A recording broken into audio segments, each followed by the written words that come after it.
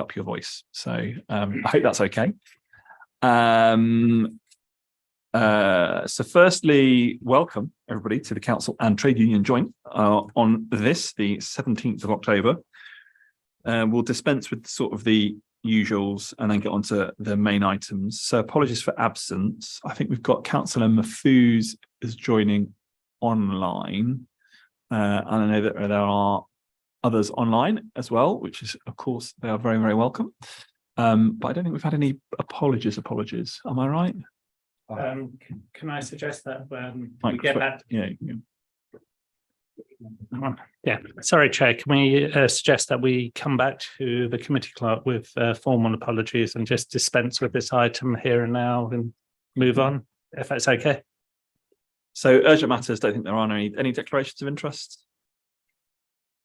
There aren't any matters to be considered in private, obviously, other than topical matters that might come up. Minutes. Now I know that we need to make some corrections. So I'm going to direct you to the attendance list, but I think you've got some material. You've got some material things. And I have to first of all apologise. Obviously, I was not at the last meeting, so I will trust the room to take us through these and agree them. Okay, I'll make it quick. Yes, on page 1, in terms of the membership, if we could just include the rest of our people from the trade union side. Also on page 14, I think it was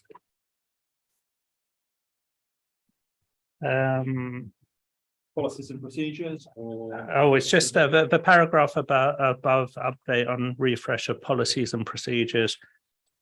I believe it was Councillor Donnelly who responded, and it wasn't myself. So if we could just make that amendment. You're happy with that, Steve, are you?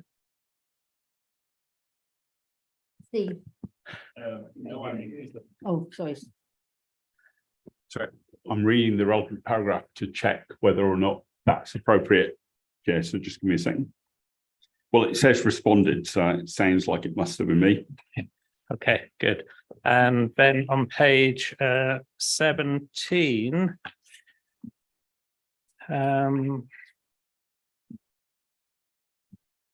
it's a paragraph beginning with my name, and towards the end of the last sentence, it says intricate issues such as staff sickness, waiting to see a nurse or not wanting to see a nurse. Can we change C to talk to, please? Because you don't actually see a nurse because you're on the phone. Yeah. And those are the material changes. Thank you. Thank you very much. Are there any other material changes? If not, caveated with those two changes, are people happy to agree them? Oh, yeah. No, wait. Sorry, Danny. I just wanted to use the microphone. Is that right? Yeah. No, the page 19, the meeting didn't finish at 1:24 a.m. we think.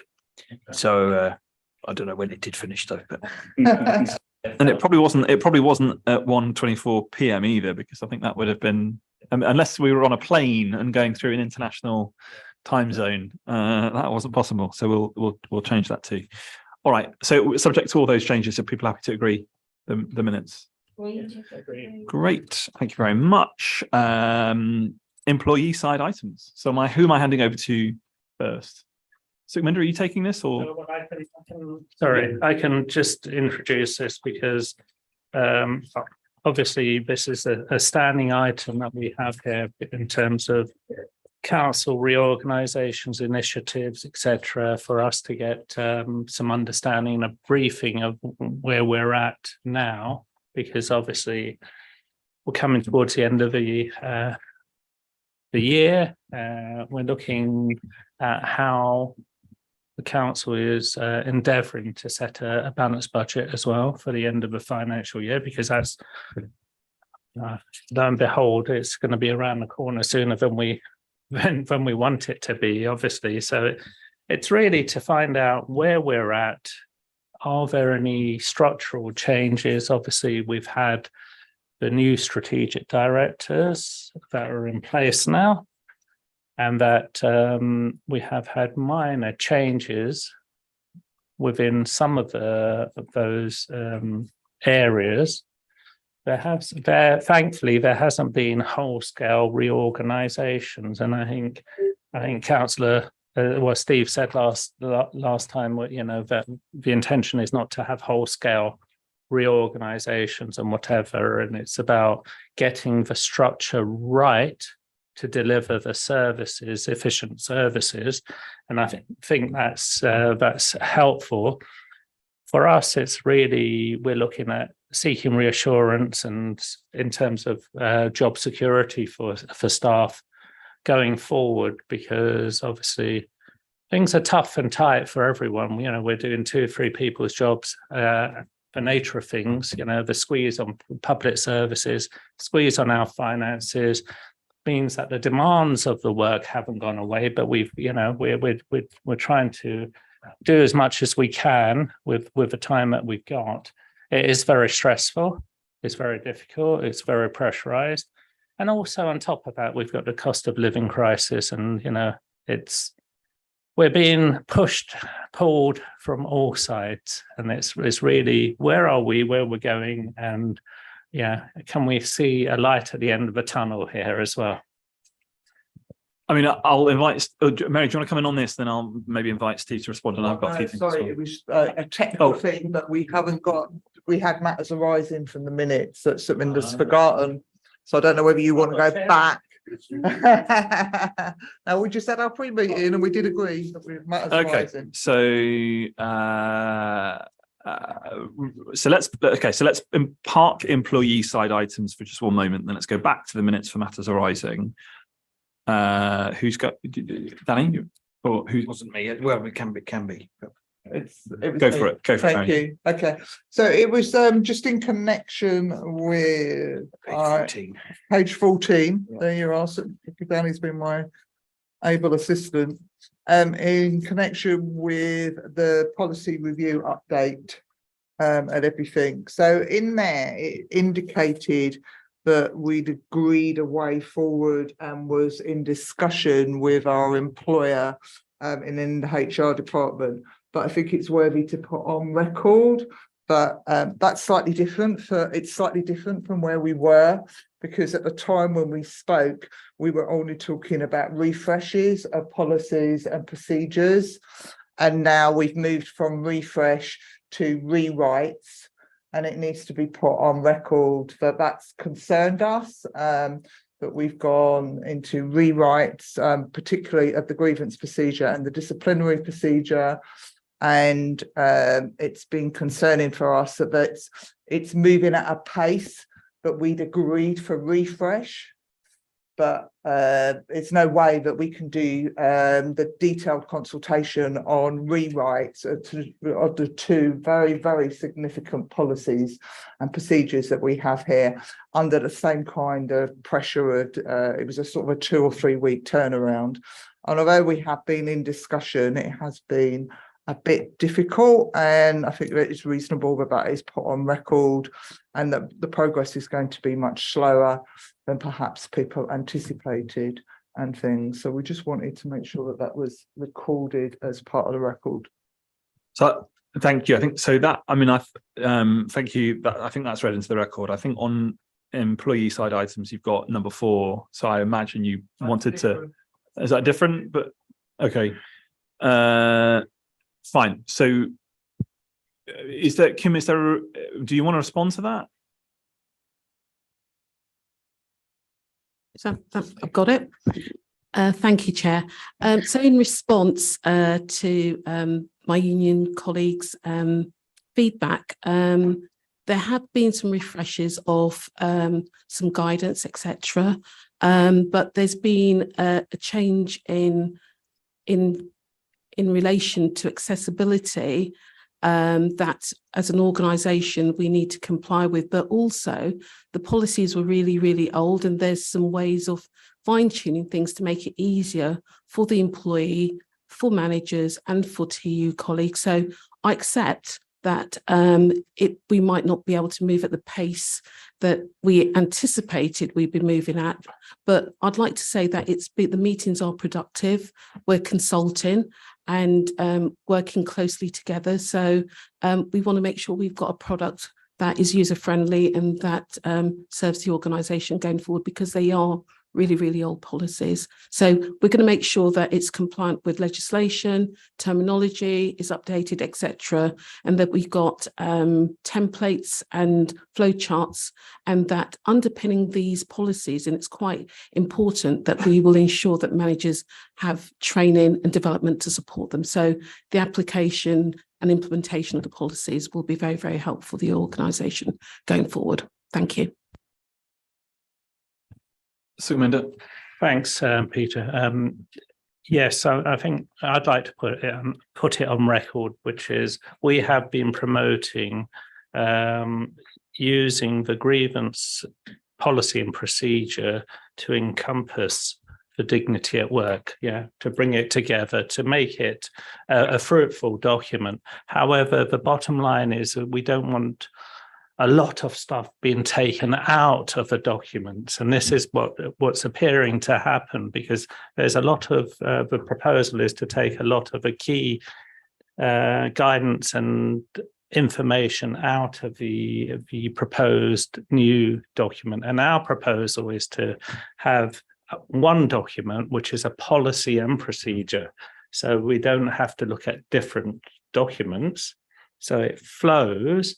But the content, the guidance, the instruction of what happens in certain circumstances is all contained within it. So it makes it understandable for not only the manager, who should be able to understand these policies and procedures anyway, because that's what you pay them for, but also the employees who, unfortunately want to take out a grievance or a complaint is the way I call it, but also if they're being harassed or bullied, or they feel they're being harassed or bullied. So it's about how to deal with these issues in a fair and consistent manner, but not taking stuff out of the document for the sake of taking it out, but having it workable. And I'd like to emphasize, yes, we want to have productive working and a way forward here. Thank you. So so the point about taking out, as you know, we've asked. Oh, sorry. So the point about taking out is actually making sure that it's in the relevant places. As I said, we've asked for your feedback, we've got your feedback, and we're going to be having meaningful dialogues going forward. So the only way we're going to be able to do this is in partnership and working through what the issues are and taking it one step at a time. So we will move at pace in these meetings, but it's going to be constructive, and we'll get the feedback and we'll feed it back to you. Thank you very much. So I think if we return to employee side items, I think someone you'd introduced it. I think if anybody was not going to follow up, then I'll sort of start. I'm going to invite Steve to sort of come in on sort of where we are in terms of sort of council financial strategy. But I think just to pick up some of your themes, you're entirely right. So the LGA have estimated that the funding gap for local authorities this year is about 3 billion. That's made up of about 2 billion in sort of existential funding gaps, plus about 900 million that's been created as a consequence of the impact of inflation and interest rates. So the situation that the entire sector finds itself in, it continues to be a struggle. And that's after 13 years, of course, of significant financial losses, in which, you've heard me say it a million times before, where we've got 40% of the money that we once had in local authorities in real terms to be able to spend on the things that we need to spend money on. And of course, that we continue to face sort of pressures in adult social care, children's social care, and increasingly temporary accommodation and homelessness that are sort of fueling the entire sector's challenge. And I know that we're all cognizant of that, and I know that we're all sort of on the same page in terms of the sustainable funding for local government. But Steve and I, of course, have been locked in discussions around budget strategy for the year ahead and performance reports that we see at a regular basis through Cabinet. But Steve, do you want to sort of comment on budget strategy for the year ahead in terms of growth and how it pertains to staffing?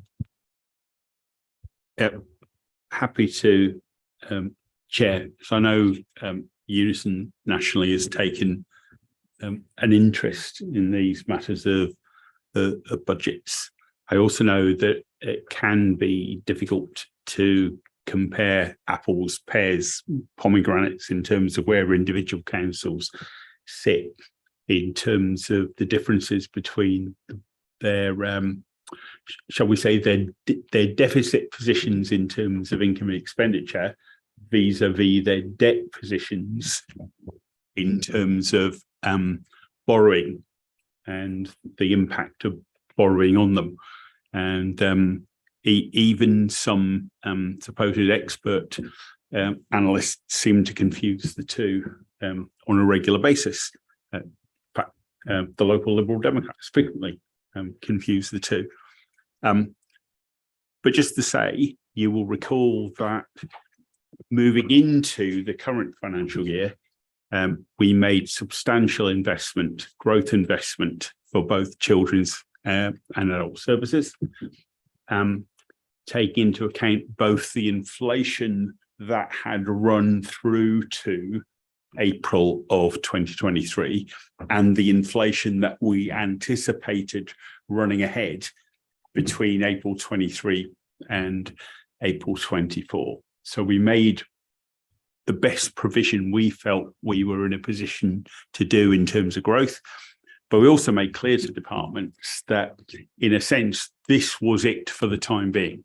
And in terms of moving forward, we're not looking at further growth. The constraints upon our income and the demands across the piece on our expenditure, increasingly, as the leader was saying, in terms of homelessness and temporary accommodation, which is coming up on the rails, really is the third horseman of the apocalypse in terms of finance for local authorities. We have to be in a position to be flexible enough to respond to that as well. So we're not looking at growth ahead, but we have put into the budget, in our view, sufficient money for departments to manage this year. Now, you've seen from the Q1 figures that the challenges still remain. Things haven't suddenly got better in children's and adult services, but we are working very, very hard with those services to find ways both to manage demand and to manage the cost of that demand. And they're two separate but equally important things. And we're going to continue to do that. And we're going to increasingly have to respond to as it stands, the pressures around homelessness and temporary accommodation. So we are in a fortunate position in one respect, in that in terms of our borrowing and investments, we are very much in profit in that regard, because we made substantial borrowing in anticipation of capital expenditure on housing projects, which, because of the collapse of the economy and the housing market, we haven't yet been in a position to expend. And we're getting much, much more back in terms of interest on that money that we borrowed than we're having to pay in interest, because of the very low rate of interest at which we borrowed it and the much higher rates of interest which are available now. But as I say to officers and colleagues all the time, that money will not and cannot be with us forever, that income stream, and we must begin increasingly to manage our expenditure as if it were not there, so that come the point it isn't there, we're in a position to get by. I'm not at this stage, I don't have great concern about our position. I think we're in a much more robust place than a great many other councils, because we've taken a cautious approach. We've not thrown money around. We've not speculated in the way that other councils have done, as we've seen in the press and on television. We've not taken a punt, which has failed in the way that we've seen in some places. So I am cautiously optimistic that we'll be in a position to pull this together. Now, in terms of the impact upon the employees, upon the staffing, I haven't moved on from what I said last time round. I don't think we are looking at any widespread wholesale reorganisations at the minute, but individual new strategic directors are still going through kind of strand by strand of the areas for which they have responsibility and looking at the best ways of managing those and organising those. And it may be in the normal course of events that there'll be minor reorganisation, and there can always, of course, be impact on individuals, and we'll manage those in the way that we would always manage them, in discussion with the individuals and with yourselves. Thank you. Unless there's any more on that, do you want to move on to next item? Schools? Hi, everybody. Thank you. I had a few matters that I wanted to discuss here at this meeting, and some of them are to ask for you as a council to see what you can do about it, but some of it is also just to raise generally, and there will be some things that I've raised before as well. So apologies. I hope that you'll have all forgotten what I said last time and just remember now instead. So if you bear with me just for a second, I've got 4 or 5 points I'd like to get through. So the first is recurring. Unfortunately, it's about job adverts and job evaluation. As you know, this has become something of a standing item for us over the past couple of years. We've seen that you'll know that Ealing has a schools vacancy website where jobs are advertised in a range of Ealing schools, mainly community schools, but some academies use them, some church schools use them as well. But it's under the Ealing banner. It's an Ealing Council run website. Over the last couple of years, we've seen a number of job adverts that have come up with that have caused us some concern. They're not advertised at the appropriate grade. Some of the hourly rates of pay are below the real living wage. And we've raised those with HR. Sometimes it's difficult because the HR schools team will tell us that particular school doesn't buy into their service. They don't want to then approach the school. However, that might still be an Ealing community school. So there is still something that the council needs to do. It's got an obligation as an employer. So I'm not going to go into the details of what we've had this term, but we've had 5 adverts that we've found this term so far, which have caused concern. And that ranges from, as I said, inappropriate job grade. So concerns about not using the right evaluation scheme, with schools not really understanding what the grades might be, which is not good enough really. And also we've got currently 1 advert on the website at the moment that's advertising exam invigilators at a rate of £11.12 an hour, which is below the real living wage, as we know, which isn't right. And I know from reading the minutes of the last meeting, it was made quite clear, I think it's on page 10 here, that the council restated its commitment that any jobs that go on the council's website need to be living wage compliant. And so that's still not happening. So I'm not quite sure where we go, because we do keep raising. We do individually have some success with getting those adverts changed. But I think what we need to do is look at the way in which the adverts, how it actually is working from source, from that school right into the council to say, we want to put this job advert on. Let's go through. We'd be more than happy to meet with you to discuss and see how we can make that better. Because I don't think anyone's doing it deliberately, but it's just not acceptable, really. We can't keep having this problem. So we do raise each time, sometimes with the school, sometimes with HR, depending on which school it is. But I think it's important you as a council know this isn't a matter that's been resolved yet, and we'll keep trying to work together because we want to get this sorted. And not using the proper job evaluation scheme or our agreed GLPC job evaluation scheme could open the council up to some difficulties in terms of equality proofing jobs, because that's why we have these schemes. They're supposed to be open, transparent, agreed between all parties. And if we're going away from that and we've got a job that should be a grade 6 advertised at a grade 3, that's not good for anyone. And as the employer, that could come back on the councils when we don't want that for you or for our members. That's the first point about job adverts and job evaluation. The The second point I wanted to raise today was around schools HR, and you might be aware that a number of schools decided not to buy into schools HR from the 1st of April this year, who were using it previously. It was around about 9 schools, I think, that left the service, which is a concern because we want schools to get good advice. All of those schools are Ealing community schools, so those members and of staff in those schools are on Ealing contracts of employment and have Ealing terms and conditions, but they're getting HR advice from an external provider, and we've found it very difficult to get links to any of those external HR companies. Judicium is one, there are 1 or 2 others as well. And so, as with everything, you won't be surprised to hear that we want services to be in-house. So we want to try and find a way to make that Ealing schools HR team and that package as attractive as possible, so schools do want to buy in. And we want to use ELP, Ealing Learning Partnership, and whatever else we can to encourage schools to use that. And that might include also looking at the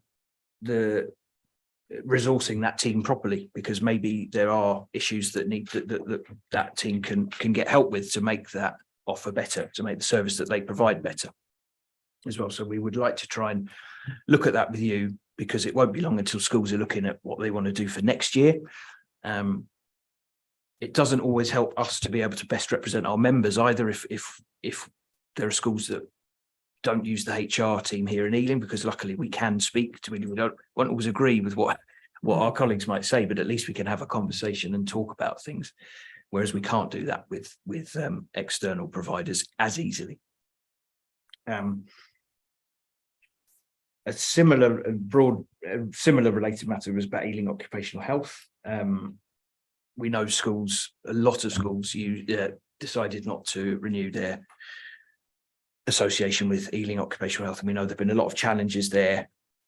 But I suppose what we would like to do is again try to find a way to make that work, to get an update first of all, because we know that there are some question marks about what's happening with that service, and to try and make it again as good as possible. A couple more points from me now, then I'll be done. Apprenticeships was another point I wanted to raise. I think Mary might have some more points later, or the trade union side might have them, but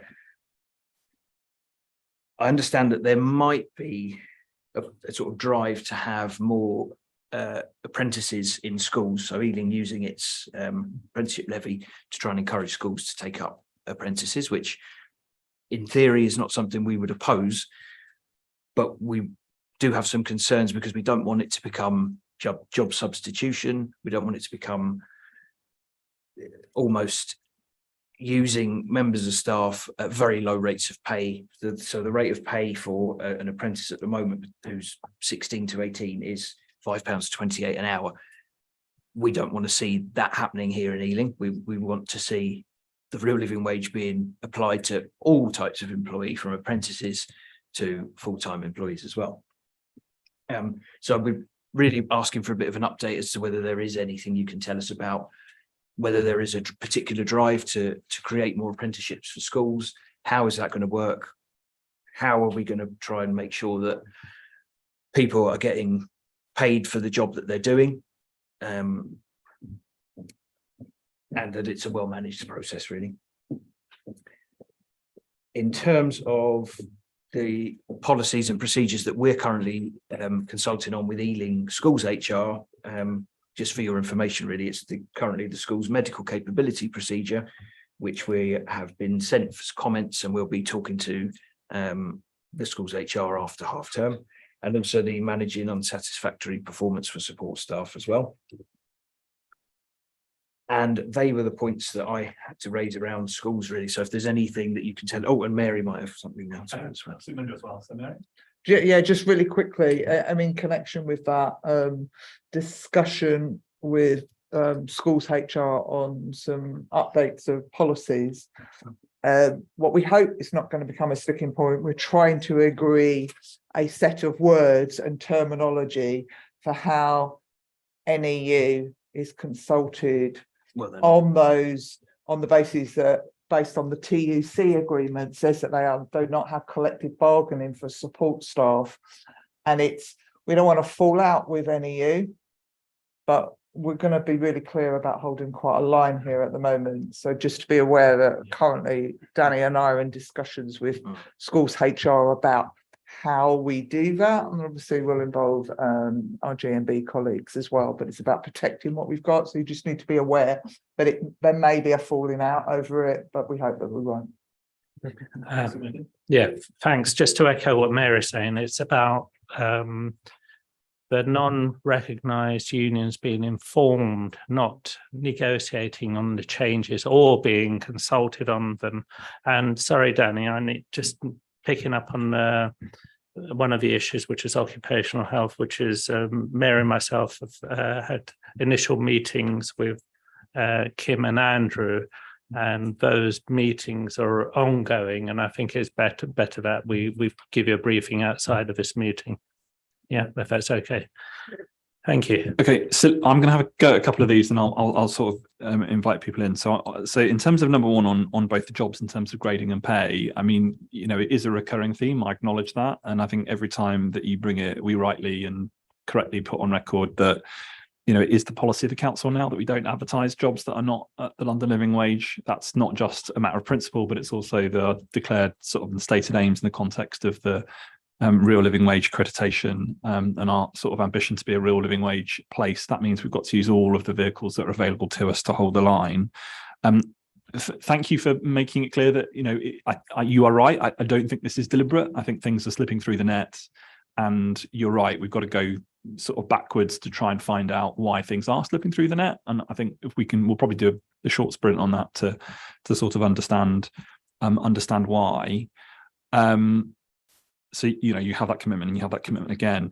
I would say it does partly answer, unfortunately, the second question. So I think, you know, we all know, you know, very specifically that, you know, just as much as global local government finance is under strain, as is the dedicated school grant, and schools are being expected to maintain their levels of teaching in certain parts of the borough, increase it, unlike other parts of London that are seeing a rapid decline in the number of pupils and therefore changing the way that they work. You know, we haven't seen that decline. If anything, in certain places, we still see an increase.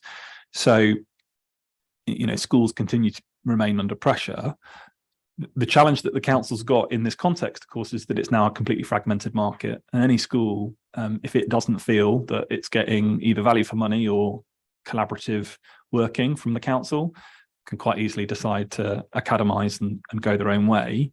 You know, we take a fundamental position as a local authority that we do not want to see further fragmentation of the of maintained schools, and therefore the whole principle that sits behind the Ealing Learning Partnership, ELP, is to get people around a table and to try and make sure that the services that we're providing are the ones that people do indeed need, and they don't find cause or reason to want to go elsewhere.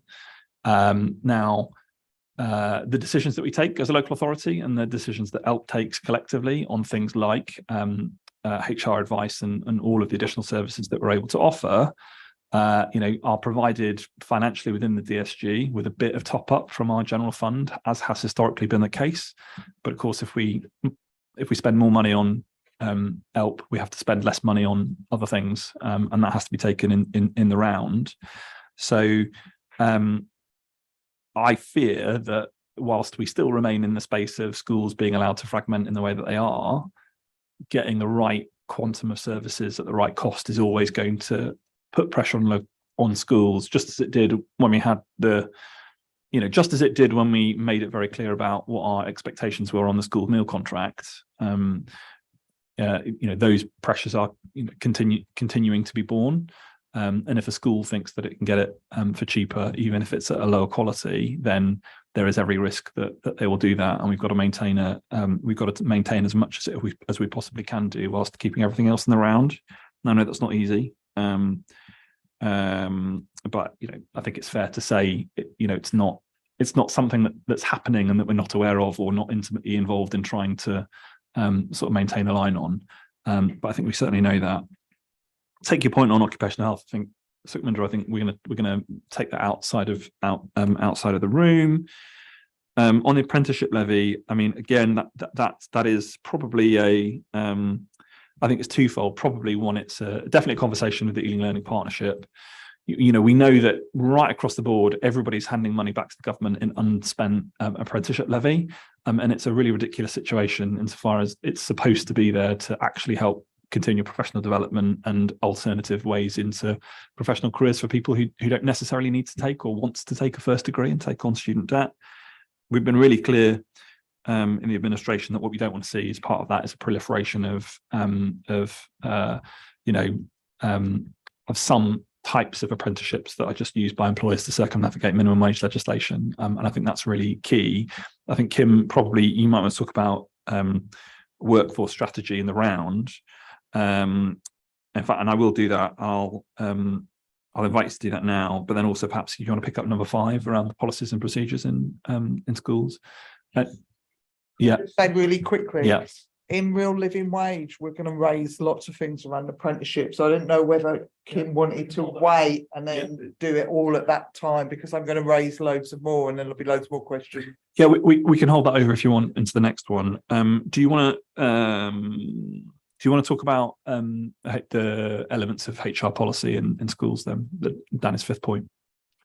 So as you say, Danny, that we're looking at the policies. So the feedback, so we're waiting for your comments because it's to do with medical capability and actually how that works in schools to make sure that that employees are able to engage and that at the end of the day that that you've got schools that need their employees back at work. So that's ongoing, and as far as I'm aware, Chair, that's going along smoothly at the moment, Danny, and it's meaningful consultation. And as Mary said, that there are other TUs that we just need to be quite clear that consultation is consultation, and then is it information that we share, etc. But that's one thing that you said you'd pick up and work together collectively as recognised trade unions. So thank you. And I think I just reiterate what I said at a previous meeting, which is the recognised trade union for non-teaching school workers in schools is Unison, and not the NEU. And the GMB, of course. And the GMB. And the GMB. Yeah. Good. But the NEU is the one that was referenced. So I'm making that clear. All right. Do you want to come back in, Danny? Thank you, Kim. That's useful. Just I suppose, just an observation, really, and I appreciate your response, Peter, regarding finances for schools and everybody looking to, save money and what their budget is. I suppose what I would say, and we can talk about this outside of the meeting as well, is my understanding from most of those schools that decided not to buy in anymore to Ealing Schools HR, it wasn't a financial decision. So I think it would be useful for us to think about how we get that message out that you're an Ealing community school. You're going to still be having all of your employees are still going to be Ealing employees. Here are the benefits. Here's what you will get. Here's the package. Here's what we can do for you. Because otherwise, I am concerned that we will lose more schools, and it will make everybody's jobs a lot harder, and it will ultimately mean our members will bear the brunt of. I suppose what I'm saying is that sometimes some head teachers might want a HR advisor who's going to just tell them what they want to hear rather than maybe what should be explained. So that was what I've come back on that point. Thanks. Do you want to come in, Kim? If I may, Chair. So, colleagues, at the moment, well, let me start from the beginning. I've introduced myself to all the head teachers in our borough, and whatever's happened in relation to the services they've received thus far, I've given them, I've welcomed them for conversations to find exactly what it is that's not working, or et cetera, But I've also reminded them that the local authority has statutory responsibilities at the end of the day as well. So there is something about a buyback service, but also actually making sure that whatever we do, we've got to protect the council's interests as well. So they're two different things. So buyback is one thing, but we've also got statutory responsibilities. So I've been talking to head teachers about what does that look like, because even if you do go to an external provider, there's still information that I'm going to need and this council's going to need in relation to how things work.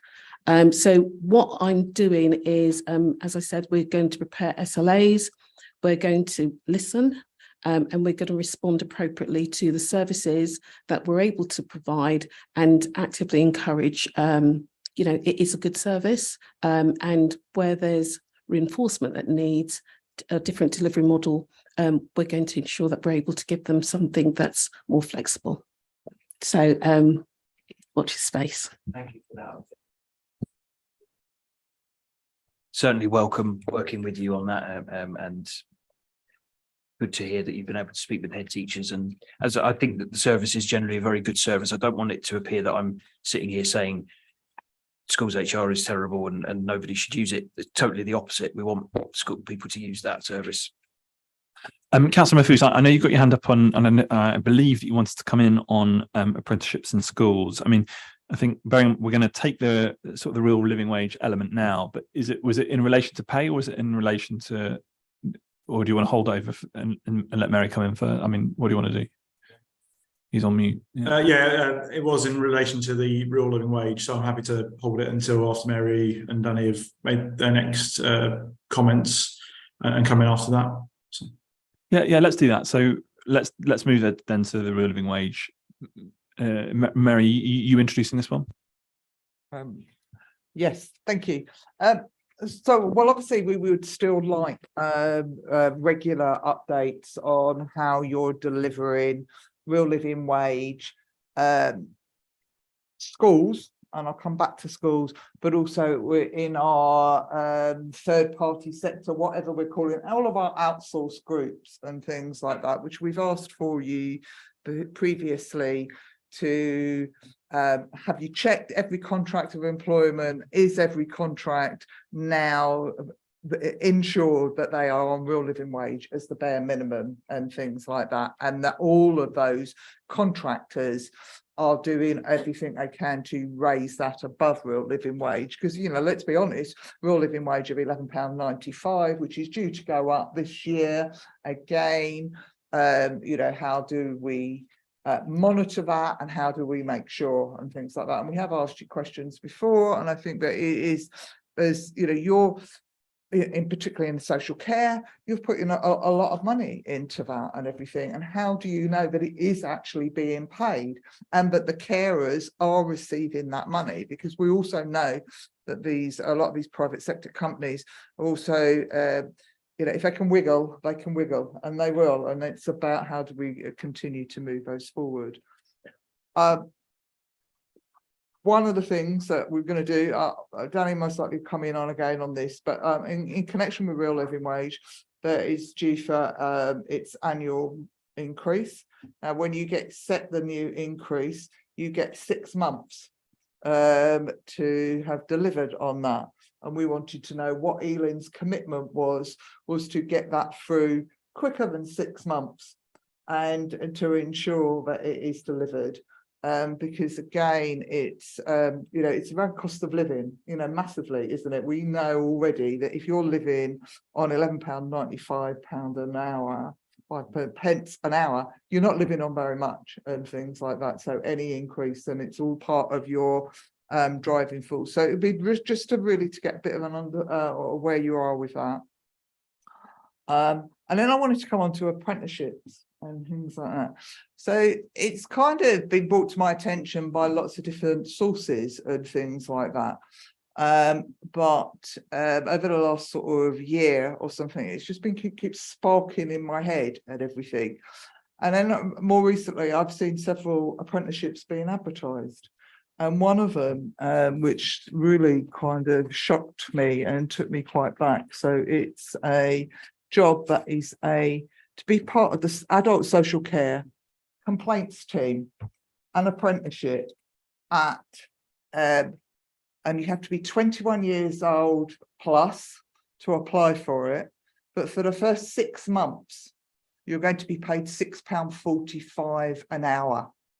Well, that's a bit of a shock to me, because I'm thinking, where's that anywhere near the real living wage? And also, how do they expect a 21-year-old, who most 21-year-olds have to be financially independent? You know, they're not usually able to live off of the bank of mum and dad and things like that, and they should not be living off that. How could we expect to get people in?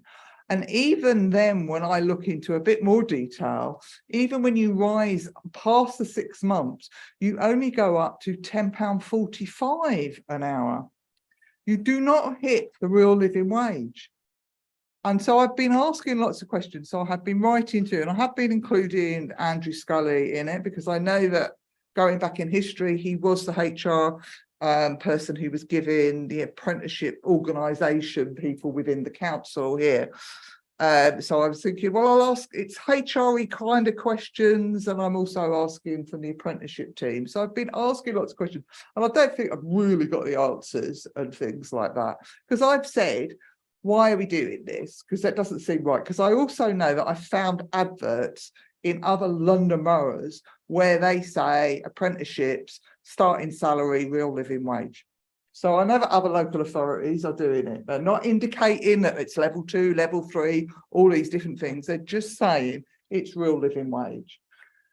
So those are all those bits. And I've also asked this direct question of whether, and I asked it of HR, but I haven't got an answer to that question, is I believe that they are employees of the council when you're on an apprenticeship, because you're under a level of terms and conditions that are under Ealing, because I know that if they're absent and things like that, they're treated under the sickness procedure. If they're lateness, they're treated under the probation and the early stages of disciplinary and things like that, given warnings about, you know, if their attendance is not good. So I'm going, well, they've got to be London Borough of Ealing employees then. So then where's your commitment on that with real living wage? So I haven't, you know, I'm just trying to gather information. I did then raise it with Peter George, who is the strategic director.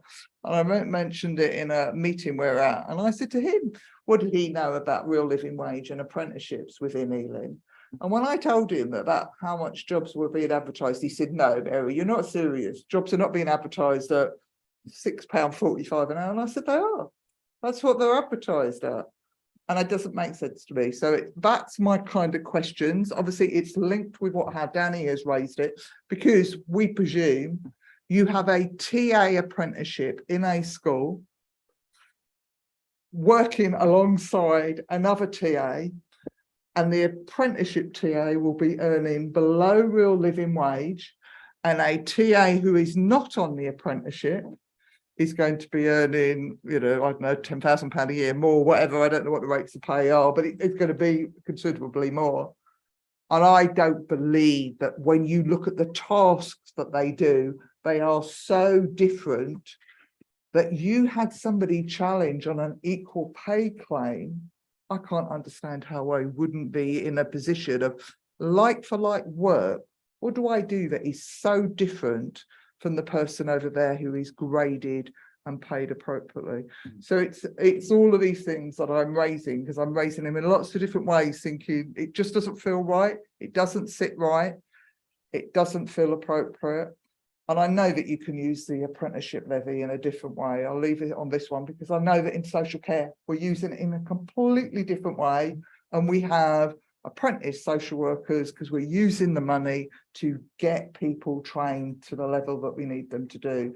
So I don't understand why that isn't being applied in a more sort of robust way across the whole of the council. And this is our real worries.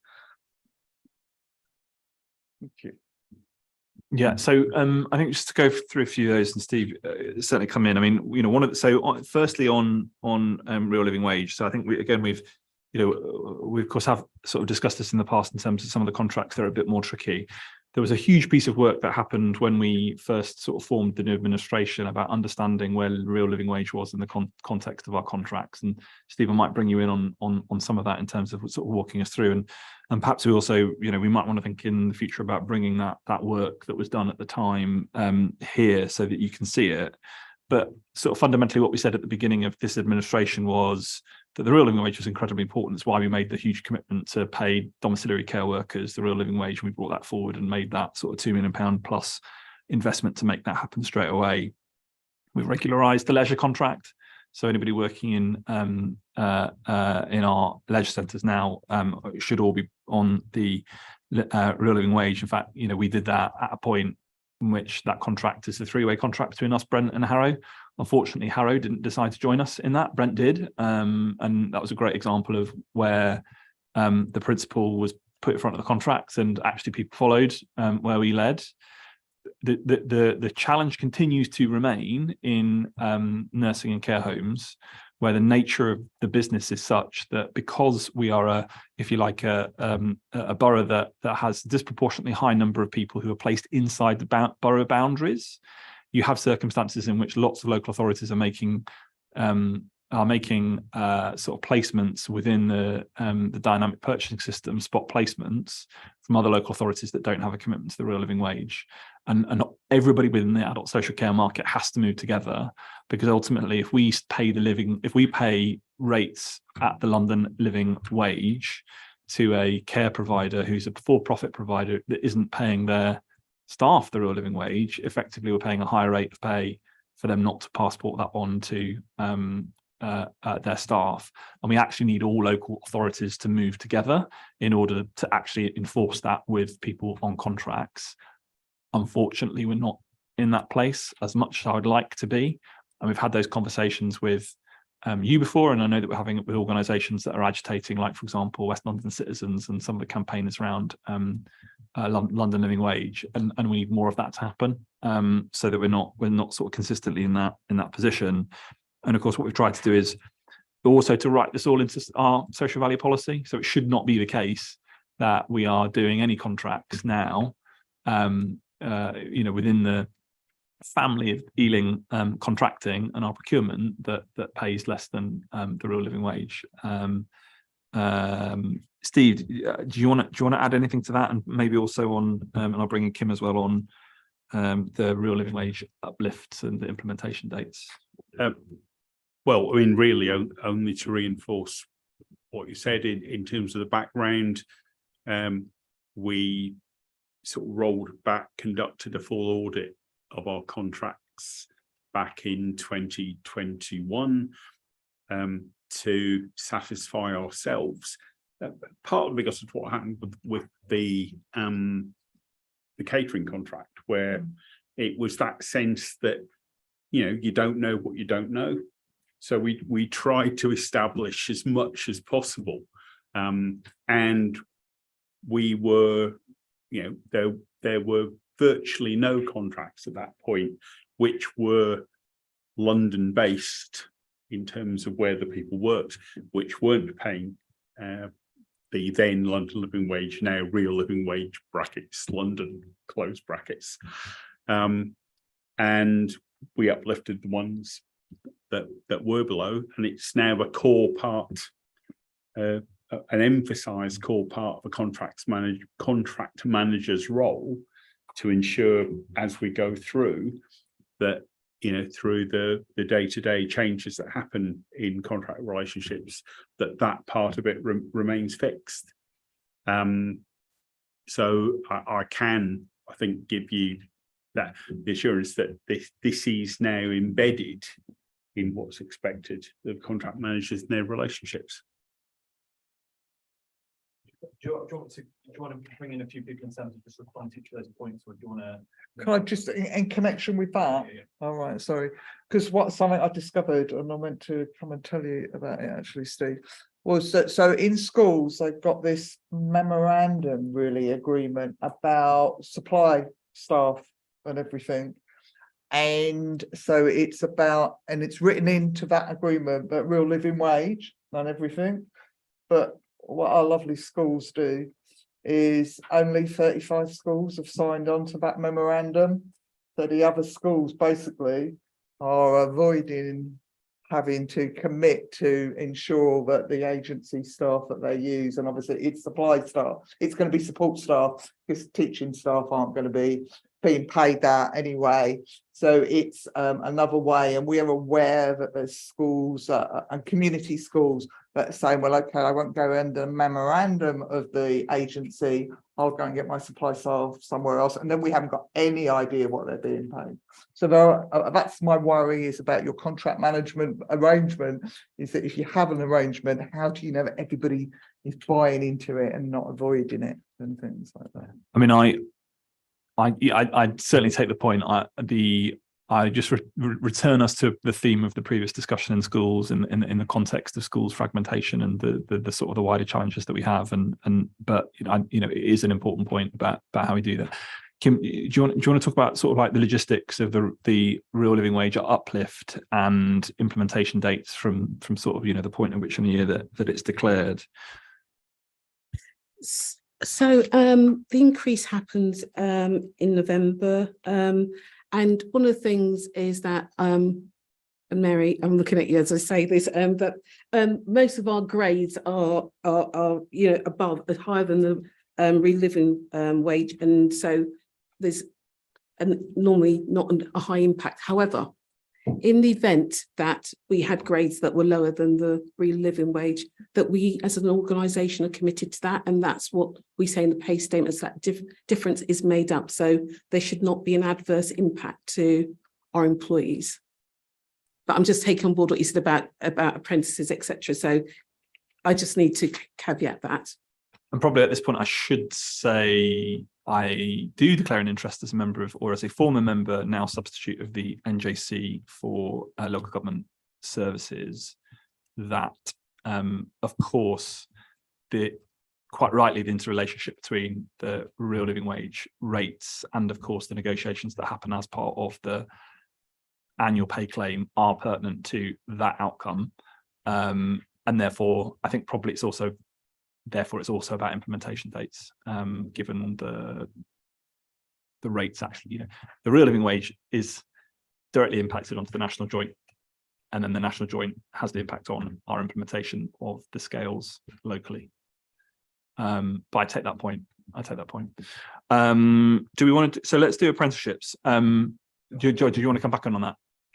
Or can we do apprenticeships? Can I come in quickly on Yeah. the real living wage? Thank you. Yeah. Sorry, I just like saying real living wage. There were just 2 points here from me. One was about, first of all, the implementation dates, Kim. I think from our perspective, we're talking about, luckily, if you're on an Ealing contract of employment and you're an Ealing employee, scale 1.1 is already, well, that's not in use actually, but the lowest point is already above £11.95, which is great. But as we all know here, we've got people who carry out public services in our schools and in our other public buildings who are on third-party contracts, such as the Ealing Schools catering contract. So that's managed by ISS, but it's put out to tender by Ealing. What we're asking there is, well, we're requesting that you as a council use your position, please, to get ISS to pass on any increase as quickly as possible. And similarly, with any sort of third-party agreement, we know that some private companies have in the past agreed to pass it on before the 6-month implementation period. Others wait the full 6 months, and we would like to see any company that's using the real living wage as its lowest point to pass on any uptake as quickly as possible. And then a second quick point about the real living wages. I suppose the best way to do this is to ask a question really of you as the councillors. Are you saying that apprentice, if you're an employee here of the council as an apprentice, that you support they should be paid a minimum of the real living wage per hour? So I think we need to get to the bottom of the situation in terms of apprenticeships. So let me bring in sort of Kim specifically on that. I think on the formal issue of contracting, I think of course we would always aspire that people are paid like the recognised real living wage at the point at which it's recognised, and I'm sure we'll use every every bit of our good offices to make that happen within our contractors.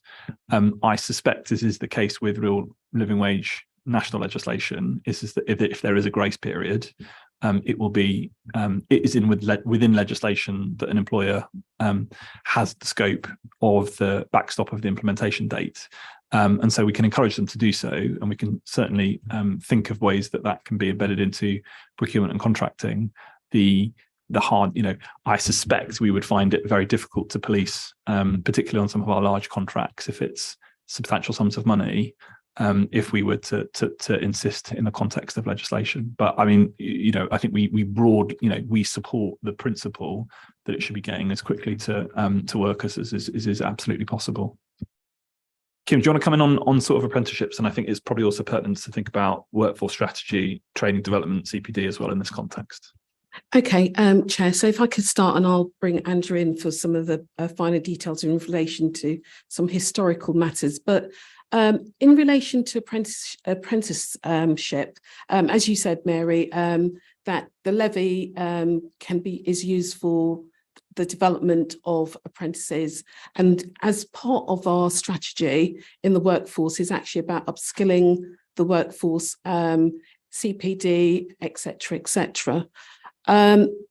There is something about the entry level. So if someone's already employee, they're not going to get an apprenticeship salary because they're already our existing workforce. So it's actually about looking at how can we use the apprenticeship levy to develop the workforce in schools, because that's one of the asks from the head teachers, developing the existing workforce. But as you've already flagged, there's something about actually attracting and the entry level apprenticeships that we have in school. So that's two separate things.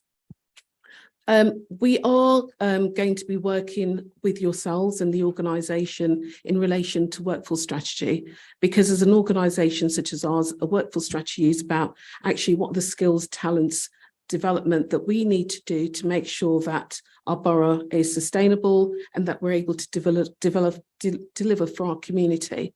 One of the things I will say about Ealing is that we've got some really good high performing schools. So actually looking at the talent and attracting them into the workplace is something that we will look at our workforce strategy to look at actually what are the skills that we need, how can we develop the workforce, what behaviours do we need to develop, and a whole range of other things. So the levy can be used for leadership development, it can be used for contract management, it can be used, there's so many different apprenticeship frameworks that we are able to tap into. So that's the leader talked about levy funds going back to central government.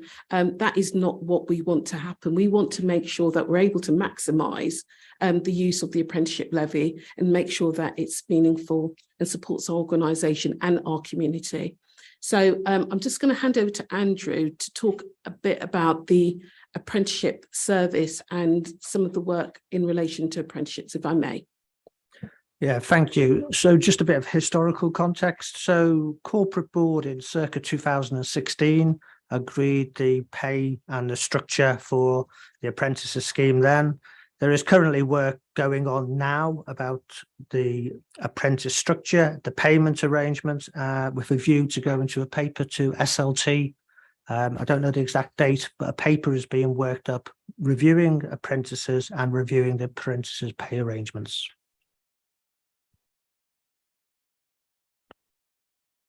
Sukhminder? Yeah, sorry. Very happy to hear there's a review, but quite frankly, the £6.45 per hour for the first 6 months is not acceptable. And I think we all feel that way, right? Particularly on our side. It's unacceptable that these roles are being advertised for the first 6 months, £6.45, and then after 6 months to go up to £10.45.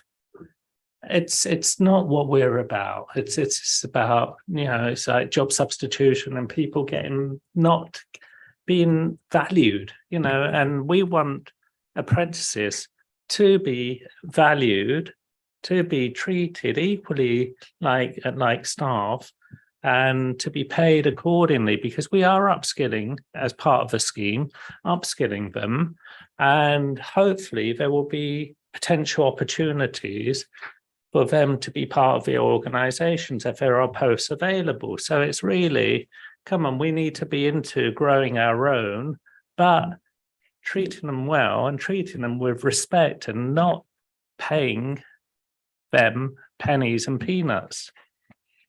And I think that needs to be addressed. So, thank you. So, one of the things that I'm going to be undertaking, as Andrew said, there's a paper going to SLT, and what you've described, I'm going to have to take this away and look at it, because I do understand what the apprenticeship scheme is. I also understand what the real living wage is about, and what you're describing about the 6 months, etc., etc. And then an increase.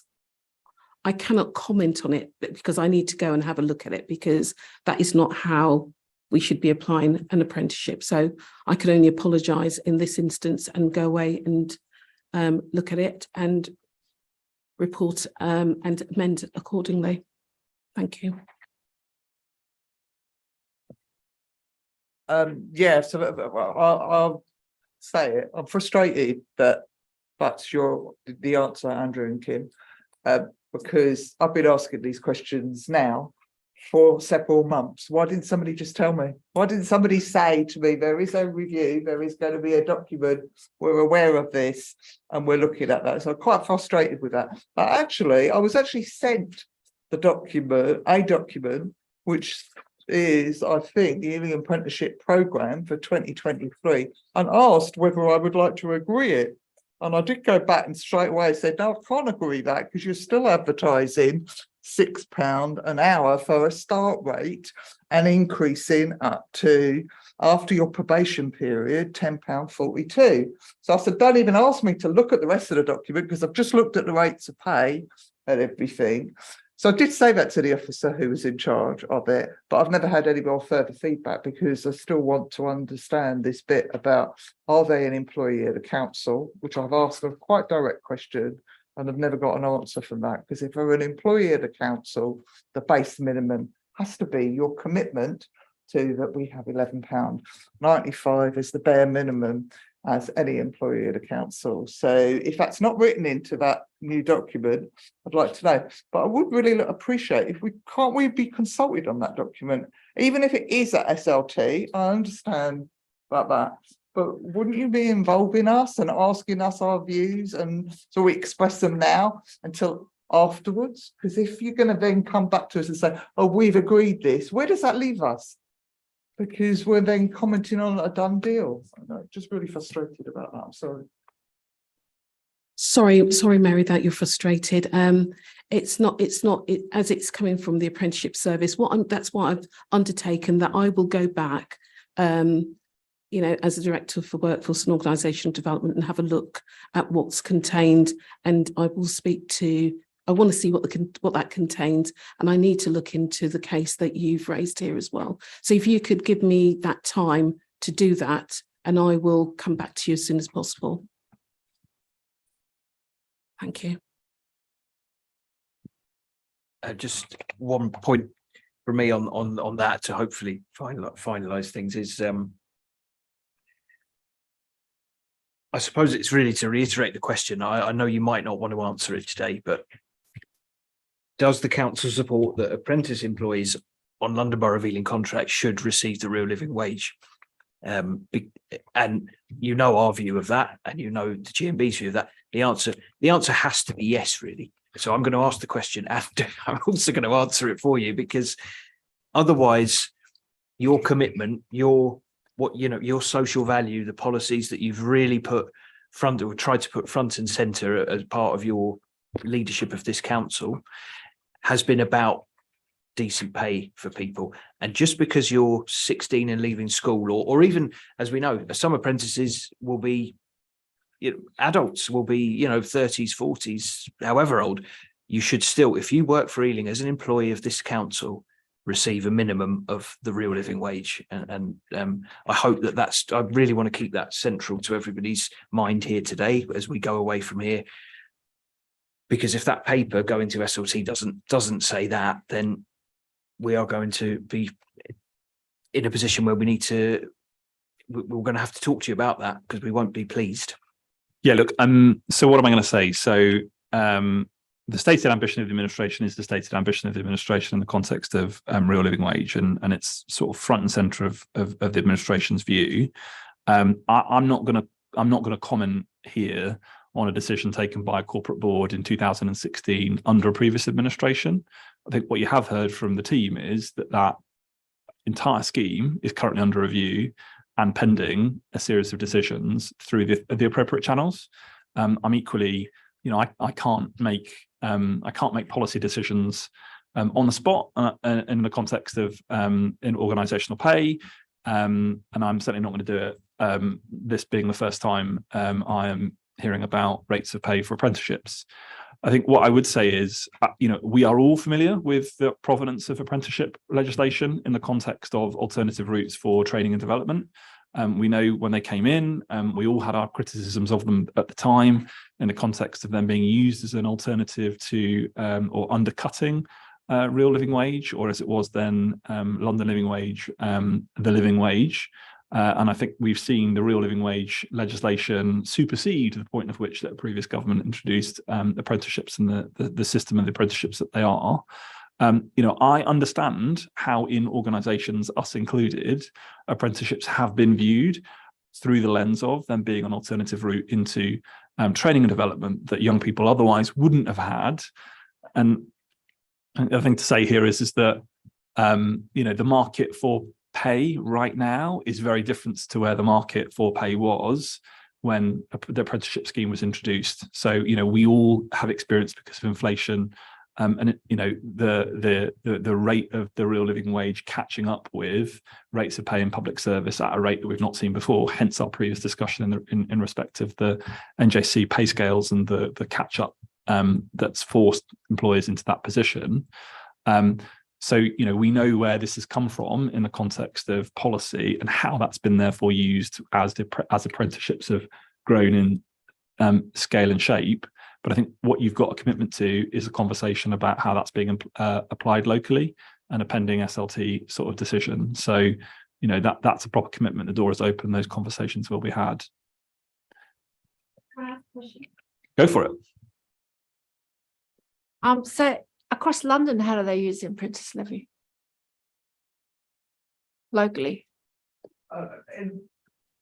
They use it in lots of different ways. Presumably that's how other local authorities are advertising their level 1 apprenticeships on real living wage. They're just possibly using the money or subsidising the salary they're using, whatever they can, and then doing it in a different way.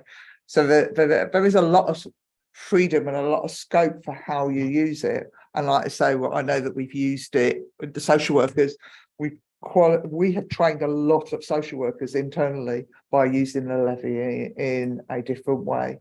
And I hope that they're using it in schools for teachers as well. It's another way of getting the unqualified staff into a qualified role. So I hope that they are, but I don't know fully. Can I ask a further question? How is this all about school? It's mostly about school. It's not mostly about schools? Okay. So it's both. Okay. So with the schools, is that not being in the HR because I think they don't think HR is important, and why should we have it?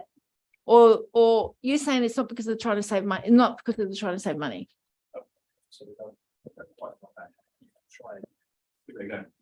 Yeah.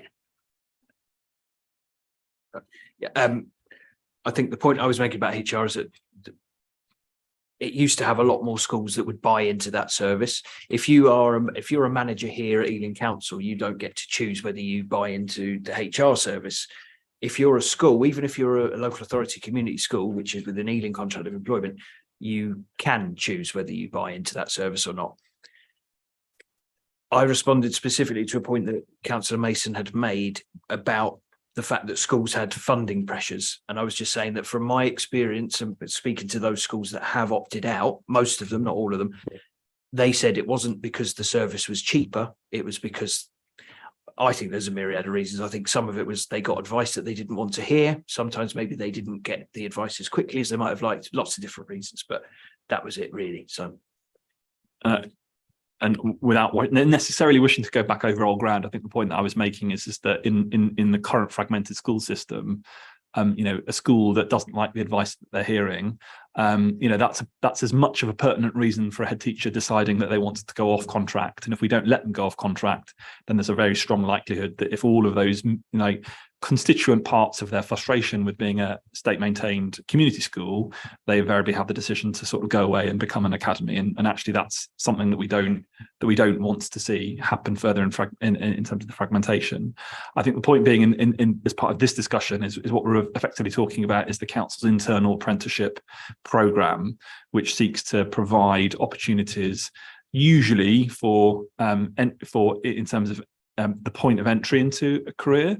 Quite often that's young people. Increasingly, that's grades and staff of all ages and of all types of jobs to enable a sort of an alternative route to sort of professional qualification. And I think when the workforce strategy comes forward, we're probably going to see, how we can do that properly, not just in social care, but also things like licensing and planning and some of the other professional skill sets that otherwise invariably require you to take a first degree, which even some of the accrediting bodies at the moment thinks.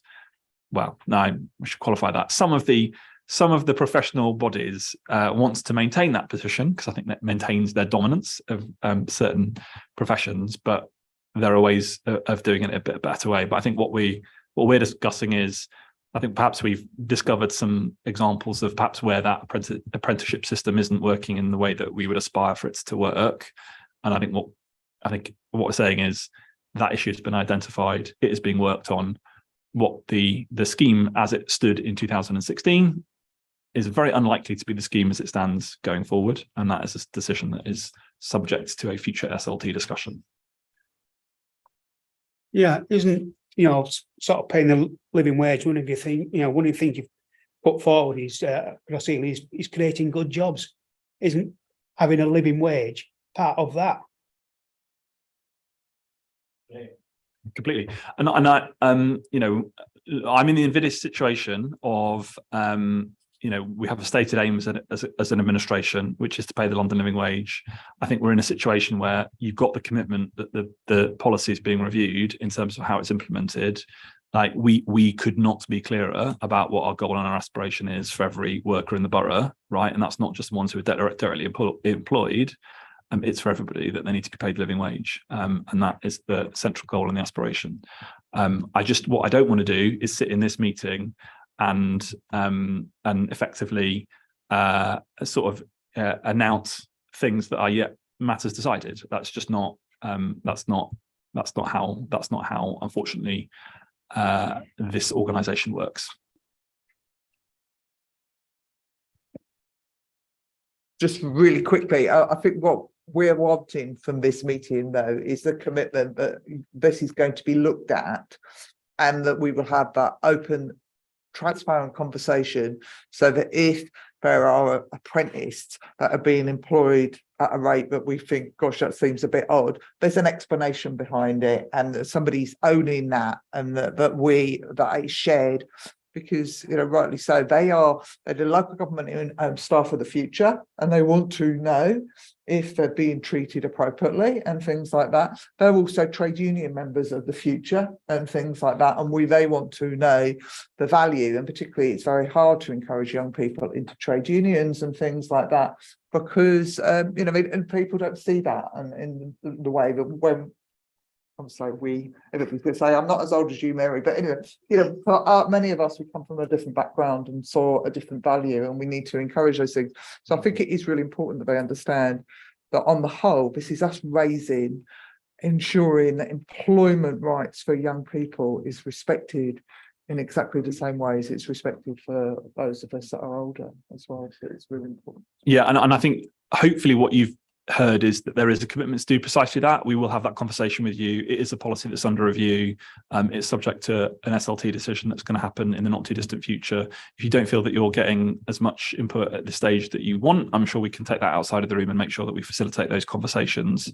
I just, I reiterate the position of the administration, which is, that we aspire that every single resident in this borough has a real living wage and that they can put food on the table. We don't talk about decent living incomes for nothing. So that you've got that commitment. Do we want to do, I know that Councillor Mahfouz has had to step away, but I think have we covered off? So do we want to do lack of consultation, which is, I think, your next issue? Okay, thank you.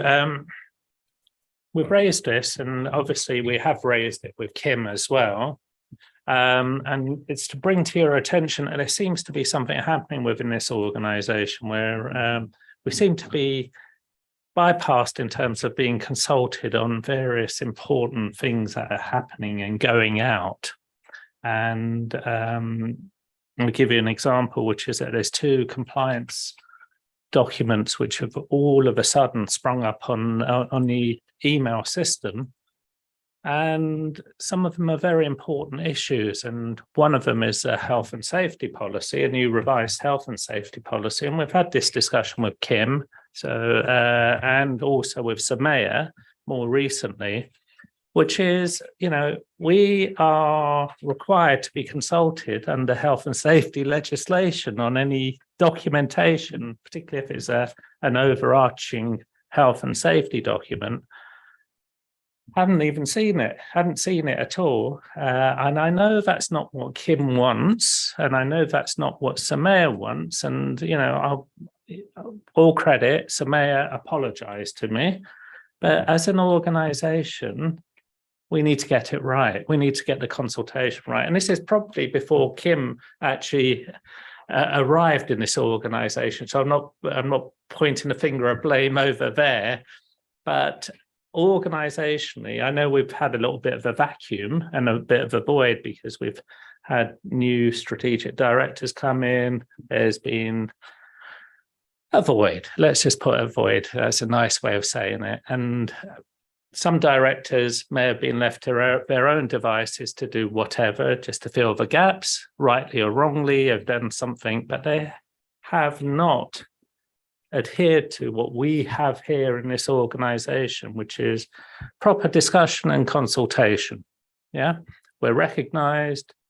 There's a second document which went up, which is about the ICT compliance document as well, which also says that people have to come in maybe once a month and whatever. And I don't want to get into the details of the document, but it's about reinforcing from yourself, Peter, and the other councillors here, to both Tony, strategic directors, which is the way we operate here is that we talk, we consult, we may not always agree on things, but let's have that consultation, let's have that view to reaching agreement, which is where we're all about. We're not sticking the mud, over things, but we want to have that discussion to find out that these 2 documents are out on the intranet.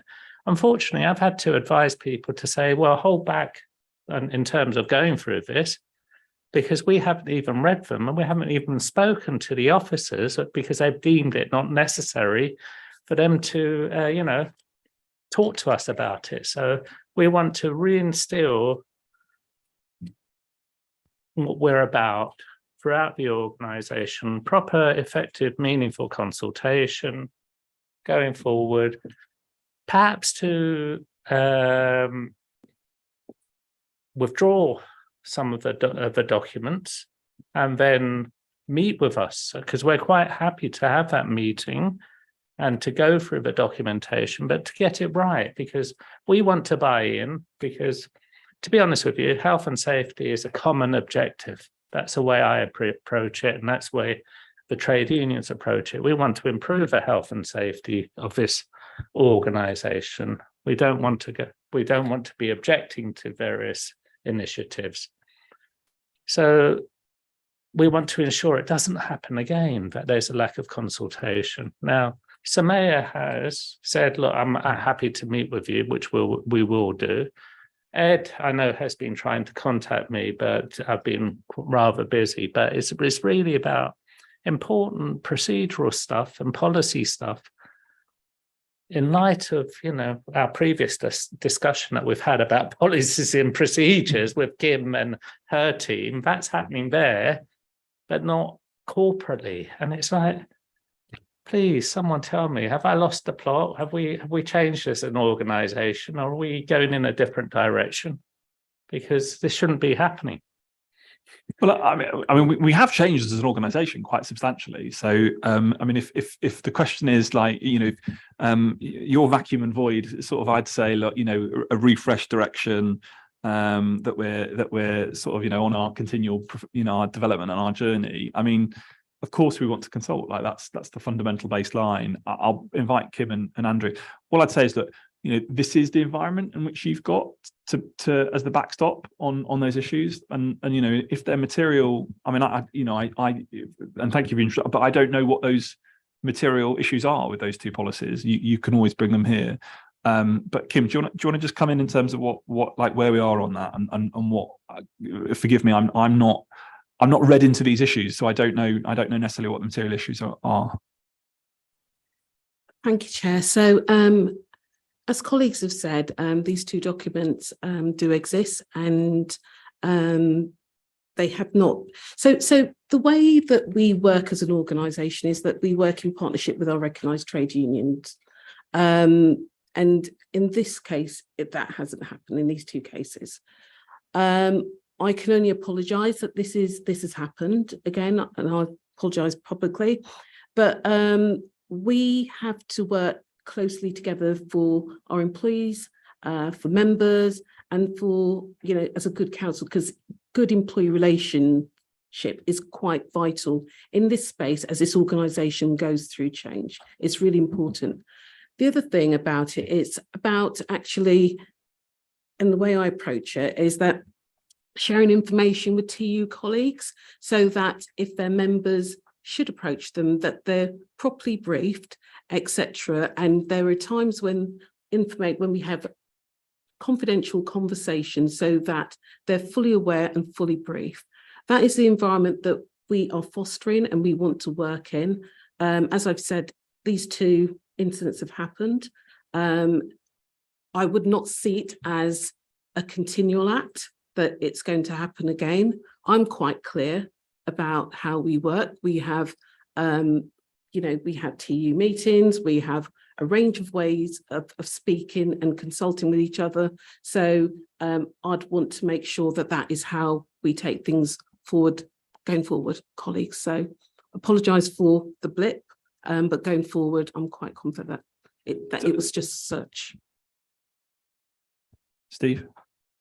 Yes, I mean, I'm going to see. I'll bring in Steve, and then I'm going to bring in Adam. Yeah, support what Kim says there, and I think there are ways we can get around this. Those of us who are members of cabinet know that there is a grid. There's a consultation grid that attaches itself to papers before they go through to the cabinet agenda to show that they've been seen by the right person, the date they've been seen, and when it's been signed off. And I'm sure we can find an equivalent grid to append to the relevant processes. All I really want to say was, at the same time, sometimes we're going to have to ask union colleagues to move very quickly in responding to things, and probably in terms of ICT, it's an example, because we're under. It's not overstating it to say that we are under constant threat. We're under constant threat of the organisation being entirely disabled through malicious attack by external agents, whether nation states or criminal gangs. And we are absolutely always at risk of one click on a bad link, and genuinely the whole organisation could be ground to a halt within a matter of minutes in a way that would take us months to recover from. And indeed, another London borough has still not fully recovered from what happened to it a matter of years ago. So just to say, when it comes to things like changes around our requirements of employees, which might sometimes seem bizarre or even unreasonable, that there is a thinking behind them, because we've got to protect the organisation from being dragged into almost into the abyss. So Adam, coming in first, Adam, then I'll take Mary. Yeah, I think, well, there's two points. Obviously, the most important point is, collective bargaining exists. We should have had sight of these policies before they went out to all staff. The head of health and safety has, to her credit, apologised and offered to consult. No such offer has come yet from the head of ICT or apology from the head of ICT. The ICT document is 39 pages long, and taking Councillor Donnelly's point, if there are important things in there that staff need to understand, then they need to be pointed out in a summary with that document to say these are things that have changed, these are things that you need to be aware of. And they need to be given time by the organisation to read those documents. The managers need to go through them if necessary, if they're that complicated. Because otherwise, ultimately, someone's going to end up clicking to agree that document when they haven't read it, because it probably takes 3 or 4 hours if you're going to read it in detail, if you haven't been given a summary and you haven't been given the changes. And they could end up in a disciplinary situation. And there's all sorts of implications here for HR. There's all sorts of implications for the way we work.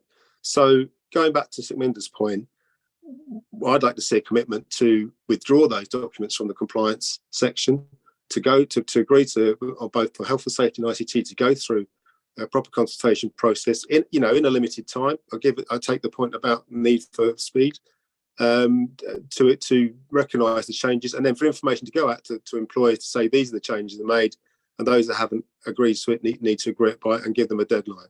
But there has to be a proper process here. We can't have rogue heads of service, or either directly or inadvertently putting out policy documents that haven't been through a proper collective bargaining process. So I think, Mary, I'll bring you in. I think a couple of things here. So I think number one is, I think you've clearly had an apology from Kim in terms of the way that those two policies were handled. I think also, Sukminder, I think I did hear you say that the director of ICT had sort of been in touch with you and had tried to make contact with you as the union representative. And I suspect if he has attempted to do that it may well be that an apology from him and an offer for consultation is pending. And I'm sure if you take that conversation up, I don't know, but it feels to me that is very likely to be the case. I think it would really help me to sort of understand what the material issues at play here are, so that I can sort of get, and the committee can have an understanding about like what's the central, what are the bits of policy that have been changed that are the key issues. Mary? Sorry, so a couple of things. So one, the 39-page ICT policy, we don't know what's been changed on it, because who has got the time to sit and go old version, new version, and check line by line, because nobody has made an attempt to which is what Adam has just said. If somebody had just highlighted to us, we needed to review the policy, these are the things that we've reviewed, highlighted here, it would have been over and done with, and it would have been. And although I appreciate what you're saying, that you've not said, but we've never acted quickly and efficiently when we need to, or effectively, because we have.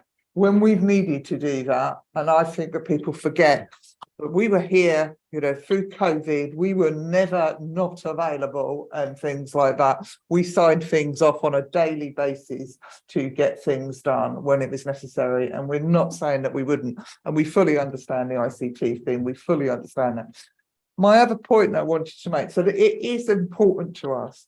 It is important to us, but we hear from you, the employer, that you agree that collective bargaining, which is part of our basic terms, it's written into our contract of employment, that you believe that it should be protected. Because that's what it's felt like to us in this last couple of sort of months, is do you not believe in that fundamental bit that that's what collective bargaining is about? Because the other reason that concerns us is it's gone onto this compliance tab on Teams, right? There was no discussion with us that this was going to go there. Again, nobody knew that. There's no discussion with any employee at the council that that was going to be there, other than these reminders that are popping up, and they popped up again yesterday, because all of us who haven't gone in and ticked the box and things like that are getting reminders. Now, I also know that because I went in originally because I was going to try and look at the documents to see what was on there. Because originally when I saw it, I was thinking, oh, I'm not opening that because I don't know what that means when I open it, because I know it could trace me what I do and everything. So I just sat there. Eventually, I thought, well, I'm going to open them. But I accidentally ticked the box rather than open it. Because it is so stupid, it was so silly, the system, you can tick the box that you've read the document without reading it, without even opening it. So it's not even a foolproof service. So I don't understand. So that the bit for us is frustrating. One, collective bargaining exists. And yes, we've received those apologies. And I suspect we'll receive one from Ed. I'm sure we will. But it's the bit about, for us, is how was it allowed to happen? How did that happen? And why? And what does this compliance thing mean? Does a member of staff, if they tick that box and then next week inadvertently, I don't know, print a document at home, because that's one of the things it says in the ITC policy, you're not allowed to print documents at home. We're going to have a whole range of everybody being disciplined and things like that. Oh, you know, nobody understands what it means to tick the compliance box as well. So there's the fundamentals of, do you actually believe in collective bargaining? And will we do everything we can to stick by it? And then two, what does it mean to have a compliance box on Teams and suddenly we have to do it or we don't have to do it? My line manager hasn't come to me and said, Mary, do you know there's anything on Teams and you need to do it? Nobody's had any conversations with anybody. I don't know if anybody's had a conversation with anybody about what it is. So there's that point as well. I mean, it's, you know, to the fundamental point, like, do we believe in collective bargaining? Yeah, and absolutely, and that is a fundamental. And I think Kim's very clearly said that we've not got this right, it seems, on these two particular issues, and there's a commitment to put it right. And if you're already having those conversations with Samaya and Sukminder, you're pending that conversation with Ed. It feels to me like that's in chain. But I wouldn't. You know, if things have gone wrong on these two particular policies, they need to be put right. But that in no way undermines or doesn't reflect the belief in the organisation in collective bargaining. I mean, could be, that is a fundamental principle. I'm just conscious of the time because we've still got some substantive items to get through. Yeah, is it Councillor Zizimos? I just wanted to point out that last time we met, you had the same problem about something else that you didn't get told. So HR is not telling them stuff. Just saying. Councillor Donnelly. Well, only to say that it's one of those occasions that I would encourage union colleagues to take yes for an answer. We've admitted we got it wrong, we've apologised, and we've committed to try to put in place structures that will prevent a repetition. I don't know what's left. I promise I'll bring it up again next time if they forget to tell you something again. All right, well, let's move on to the next item, which I'm struggling to find through my copious note writing. Inequality update, go for it. Just very quickly,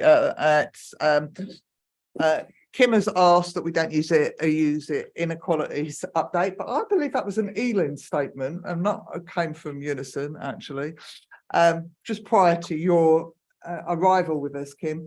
So I'm happy that we call it EDI or whatever, whatever. But we have raised this before.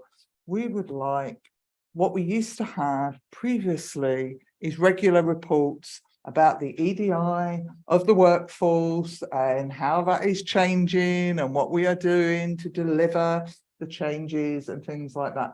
Now, I know some of these reports get written because I'm one of the TU reps that sits on Corporate Equality Board, and I know that Corporate Equality Board get reports about all of those issues. I'm not quite sure why the trade unions don't get them, so I'm just kind of asking for that. But I know that we have started those conversations, Kim and I, and I know that Dean's been involved in them, how we move the EDI thing forward and get involved and things like that.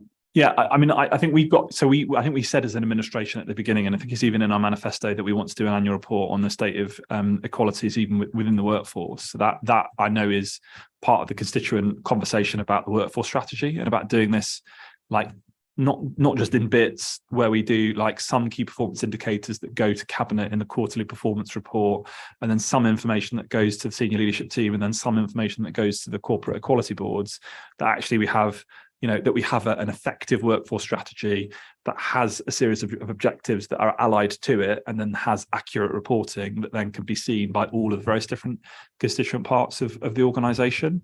And the trade unions are going to be incredibly important and at the centre of that. So I know that that's in development, and I think probably those conversations, as you rightly say, have already started. We're not going to make a material impact on the actual sort of outcomes for staff in terms of how what our workforce looks like, what they're paid, what their opportunities are, who's in what grades, and what opportunity people have to sort of move up through grades. None of that's going to get done unless we actually know what the state of play is, and we've got an accurate way of reporting that. So I think all of that, hopefully you've had commitments are in train, and partly I would hope that one of the reasons that we've been nominated for the Local Government Chronicle EDI Employer of the Year is because they, and hopefully our staff, can see that we are trying to make quite rapid progress and sprint to a better position on this topic. I think we're all invested in that. I know Councillor Donnelly's invested in it. I know Cabinet are, and I know that senior leaders are. So hopefully this will be an evolving picture where we get even more in-depth, accurate information as sort of the months go forward. But key in that is making sure that we've got that workforce strategy. Kim, did you want to add anything to that? Yes, Chair, I'm quite excited that we've got the dashboard now. So the dashboard can actually look at the demographics of the workforce in comparison to our community that we serve. And I think that's really rich data that you can use it when you're using consultation, etc. So to you colleagues, it's going to be one of the things that I'm going to show you at our next meeting, so you can actually see how effective it is and you can drill down. But when I say drill down, we've got to be careful that we do not identify individuals when, if you go down too far. So we've got the data, we understand the data. And one of the things that, you've got data, but data becomes intelligence, so that actually it can help you with your strategies and how you move forward as an organisation. One of the other things I'd say about equalities is that we've done quite a bit of work in relation to equalities in the organisation. And one of the things that we need to do is do a temperature check. So we're going to commission an employee survey.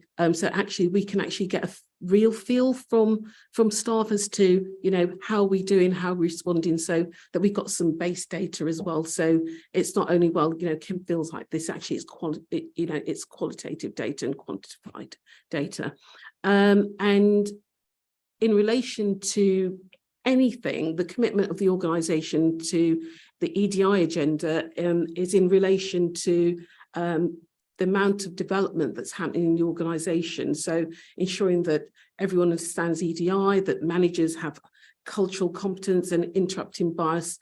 I'm not sure if my TU colleagues have been to any of those training sessions, but I'm going to open that up so that you can attend, so you can actually look at the richness of the conversations and the development that the organisation's investing in its managers and its staff. So as you know, it's Black History Month. There's a range of things that are happening across the organisation.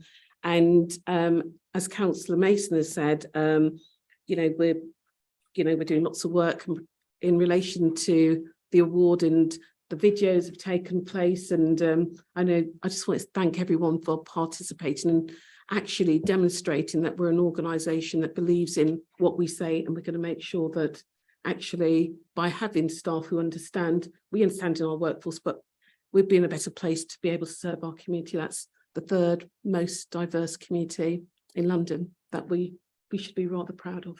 So thank you. Chair.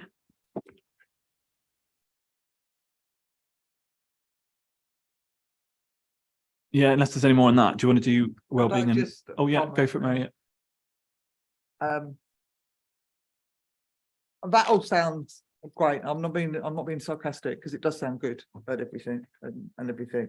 But I just feel like I wish we could be included a bit more, because it really does feel, you know, we're the representatives of the recognised representatives of the groups, and it does feel like we're kept at arm's length on those issues. So I'll bring you in, but so just because my understanding is that there is trade union representation on all of the diversity boards. You go to CG. Do you go CG? We got TU rep on CG. Corporate Equalities Group. Yeah. yeah, there is. Okay. Yeah, doing them on myself though. Okay, so you. Yeah, it's not an every group, and I wouldn't. And we're not part of every the groups that are running, for instance. So the groups are running. Sorry, I've asked and requested, but I think that I know that the chairs of the groups lead into, you know, coming up with decisions about going forwards. I've asked that I believe the trade union should have a seat on that group as well, because we have a view that might be slightly different and might be a bit more diverse than some of the groups, but that has been pushed back, have been held at a distance from that. But I don't believe that we're included as a group. And, you know, that's why we're going off and going to create a Unison Black Members group, because actually our members are saying to us that they don't believe that they're heard as well as they are. Because if you don't fit into one of the groups, or you don't get on with some of the groups, your voice is not heard. So we've still got a big issue about it, but maybe some of the surveys, some of that stuff will come out in the survey, the people still feeling that they're not being heard as well as they should be. I think just a bit, Dean, before I'll bring you in, I think that's an important piece of feedback. Of course, one of the principles that sits underneath sits as the heart of the corporate equality groups is the point about self-autonomy. So, you know, and if there are not, you know, if trade unions don't feel that they've got representation, or they don't have members in that room who are able to engage in those discussions, then I think that's an important issue that we need to look at. And, you know, of course, it's absolutely right that trade unions should organise in how they see fit too. And if if Unison and the GMB or you know, are organising your own groupings within, you know, that should be fully supported and encouraged. But I think we, you know, that's an important piece of feedback that we do need to pick up. So, Dean, do you want to come in? Yeah, so just say, so the corporate equalities group, I think it only started at the beginning of this year, did it? Because it was the only first one I went to in January. We've done a second one, the third one's the end of this month, which I think is great. I've sat on the interrupted bias cultural competence. That's because I'm an employee, so I'm a line manager, so I get to sit on I get to book. I think they're fantastic. I think they should be mandatory to all staff, for sure. But yeah, I don't go to any of the other groups. Truthfully, for me, it's finding time to go into the other groups. Black History Month, I think it's fantastic. Last week, I think it was down there, Peter, wasn't it? Fantastic. I only got to sit in part of it because I was representing during the day. So I watched bits upstairs. Fantastic. I read something online about the thing you were just talking about, the Black Unison thing, which I think is fantastic. But it's just finding time. I think the equalities is great. You know, I do. I've spoke about it. And listen, it's going to take ages to change things. And I think they're changing for the better. But this equalities group, I know me and Mary's on it. And that's one of the biggest things I'm on, other than doing the courses, the face-to-face courses. I know there's online courses and you've encouraged your team and our managers have encouraged our team, but it's the face-to-face where you learn, where you're speaking to people, meeting people. It's about talking.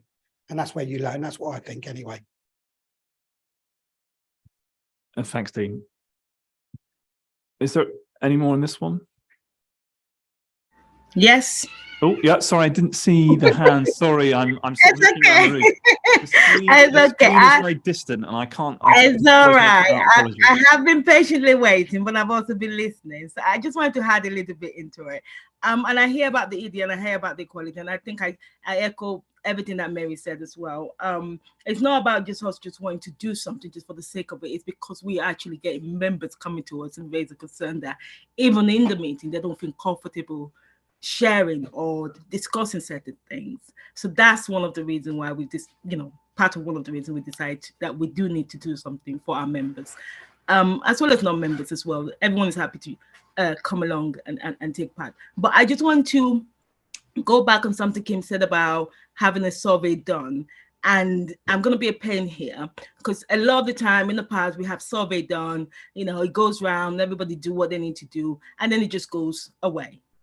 So I just want us to commit to the fact that if we are going to do an EDI survey or equality survey, that it's really going to be taking into account what people are saying, and that they're going to somehow use that and use it in a very, productive way.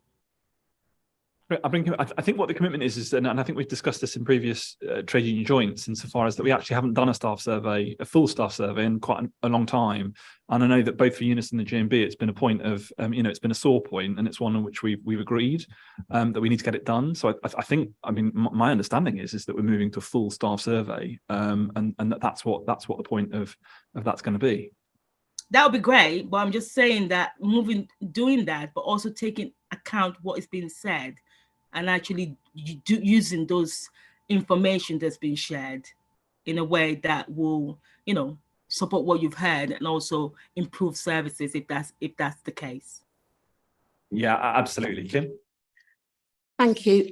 So, Kemi, let me assure you that the survey will be undertaken, and we'll be sharing, the draft questions with TU colleagues, etc., so that we get the questions right. And there'll be some questions in there about TUs as well. But the whole thing about diversity is that that's an element of, actually, as you splice the data, it's going to be a confidential survey. And Kemi, the thing about doing surveys, there's no point keep asking people. We've got to be seen to do something with the data and with the information. So I'm giving you my assurance here to the committee that it's going to be active. We're going to use it, and we're going to work with, and if it means that we have to break down focus groups after, but that's all part of the methodology that will come after the survey's been undertaken. So thank you so much, and thank you. Thank you. So I've got one more question then. Sorry, Peter. No, I know you want to don't get me wrong, it's totally fine. And look, the whole point of this meeting is that we are here and we can talk about all these issues. The only thing I'd say is, given that we've moved the meeting to the day, we have sort of now, given that we've done that so it's more accessible for everybody to be here, particularly for employees, it does mean that we have, the day does continue, I know, for an awful lot of us. So I'm just conscious of time, and we need to be mindful of that. So let's go on. My question is really quickly then, this is, I have already raised it with Kim, but I'm asking you, Peter. So we have asked that if our Black members group is formed, which we're holding a launch, and people will be invited to it at the end of the month and things like that, that you would agree that if Unison members attending that will be that they will have protected time to attend that in the same way as if you attend any of the other equality groups, you have protected time. As you well know, in terms of the scheme of delegation, the head of paid service is responsible for all matters in relation to staff, and I can't make a unilateral decision as the leader of the council to instruct the head of paid service. But I'm sure that you have made that point on the public record, and I'm sure Tony will take it into full consideration. Yeah, that's the best that I can do on that one, I'm afraid.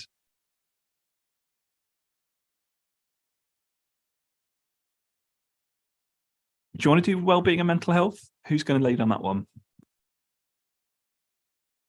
Again, I talk too much.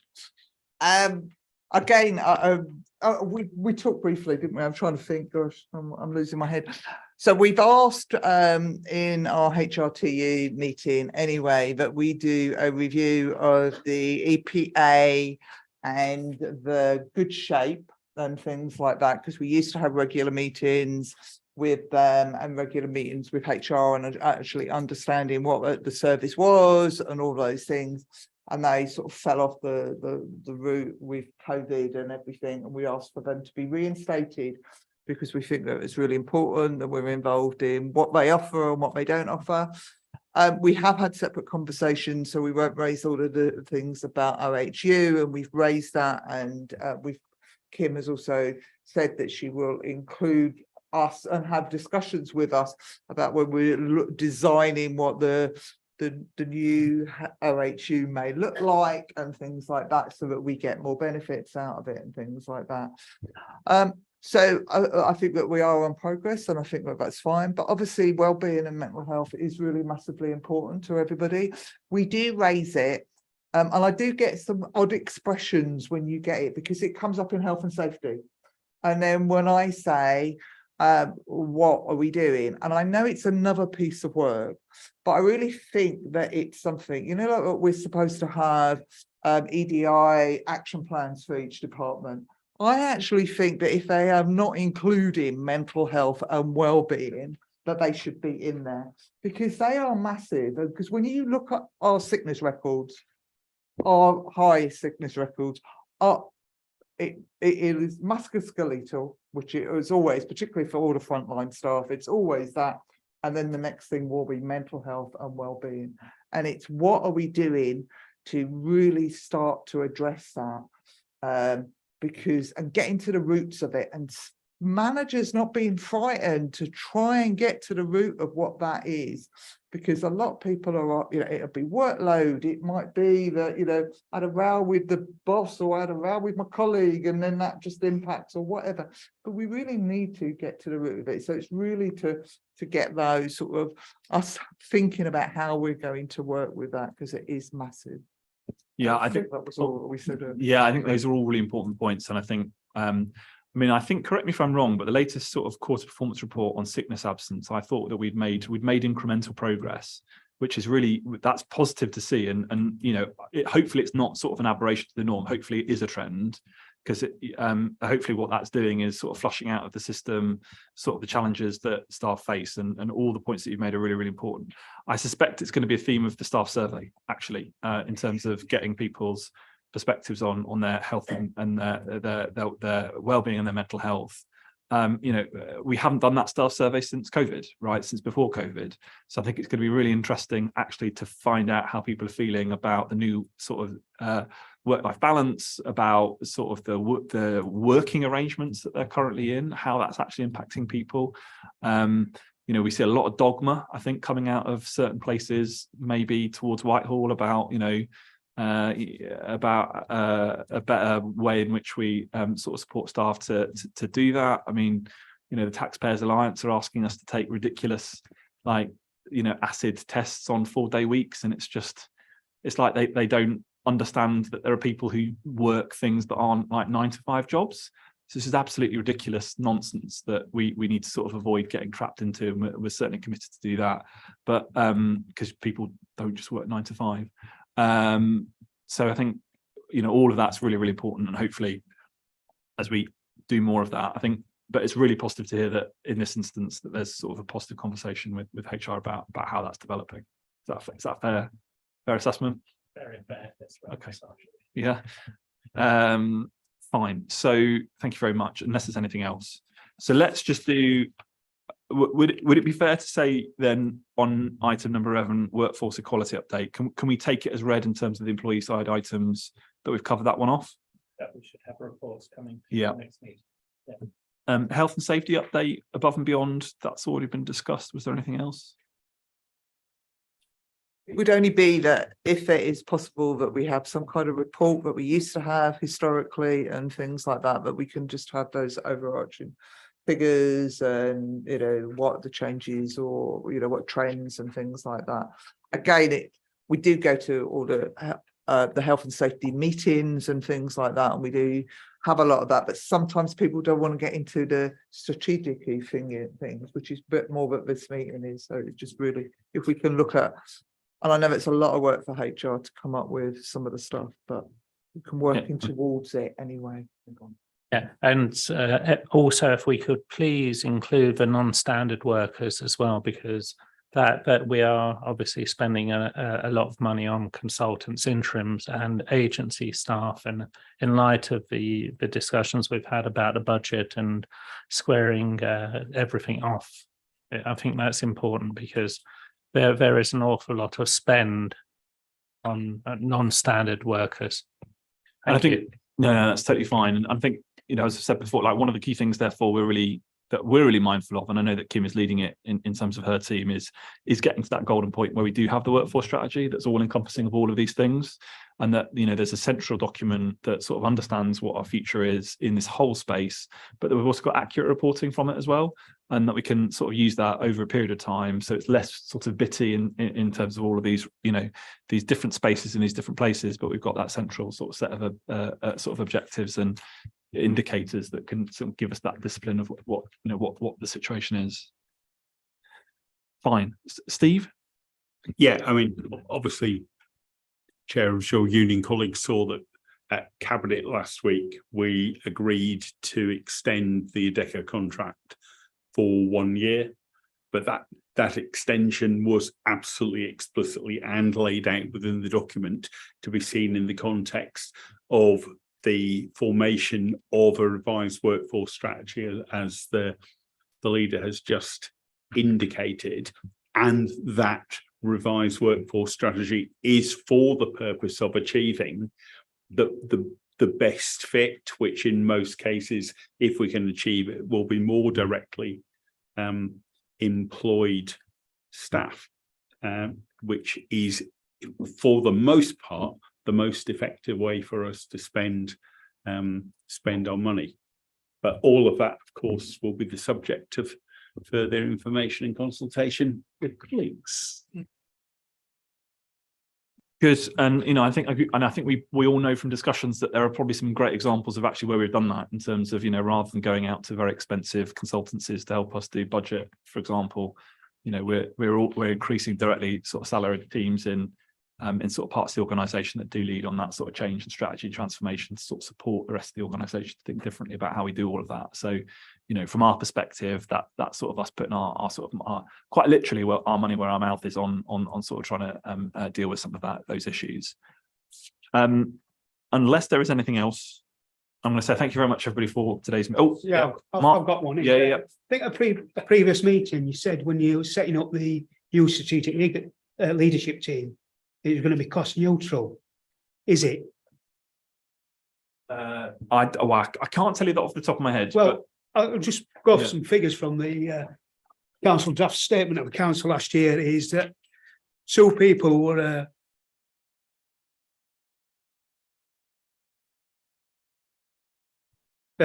agreed departures between them were paid £675,000. Now, surely that's part of your add-on costs to these, you know, to setting up the, you know, strategic leader team. So I can't believe that setting this strategic leader team has been cost effective. And if you look at the figures, it's your own figures is, you know, you've got over people on agreed departures paid over, you know, the ones over paid over £60,000 a year. You've got over £1 million in departure costs. That's, you know, includes your pension, you know, your pension strain costs and stuff like, and things like that. So is, you know, we're trying to save money left, right and centre, and you've set this new team up. And let's go back a little bit in history. You know, you had to pay out the chief exec, and you know further back. So I just think, you know, it's not really, it wasn't really a true statement. It was going to be cost neutral, because it's not. So, so I'm just conscious that this is a public meeting, and there are issues here that are relating to individual members of staff, and they're normally talk about one of your documents. So, but they're normally subject to sort of the confidentiality rules that apply in the context of chief officers panel. So I can't. So I can't go into the specifics of individual cases. I know that we do the statement of accounts, Very happy to sort of take that offline and you know, we can probably move into private session if we need to. Don't need to. It's a public document. It's all of a public document. So and it is a public document, but I need to take advice as to whether or not carrying on this conversation in public is, so we would have to move into private session. Would we? Yeah. You sorry, Chair. Sorry. You would have to, because although that's a public document, Mark, the way the conversation's going is you're going to go into identifying individuals because you're talking about a small cohort of people. So I think, so no, I understand it's a public document, but I think that it's not one for here and now, the questions you're asking. I think you're wrong. I can give the figures. I've no idea who got it. So we have to tread very, very carefully, because if this was if we were having this discussion about an individual member of staff who wasn't a chief officer grade, I think you rightly would be telling me that wouldn't be acceptable. So if we're going to sort of carry on this conversation, it would need to move into private session. And what I think even in that context, we will, you know, there are elements of discussion that we can certainly have. We can certainly have some of those conversations offline.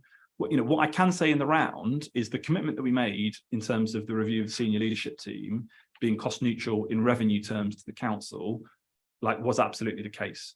So the senior leadership team as it stands, in its roundness of all of the reviews that have taken place, will be coming in at less money than was previously expended in revenue terms and within the MTFS, and that was a key element of it.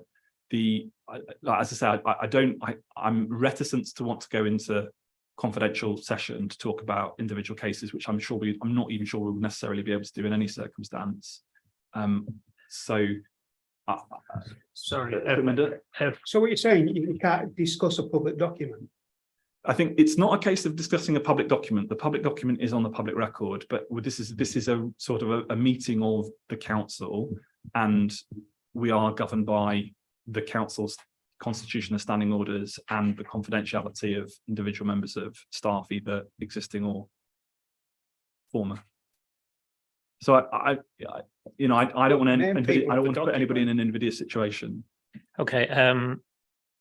I hear what you say. You're not willing to discuss it. The next best thing is to have the meeting in the next couple of weeks. We can pick up on issues that we've discussed today as well, and we can get some answers, because you're not going to answer, and I understand. Okay. So with that caveat in mind, I think the date of the next meeting that we've agreed is on the 22nd of February. So and that's next year, but of course we'll continue to have discussions in the meantime.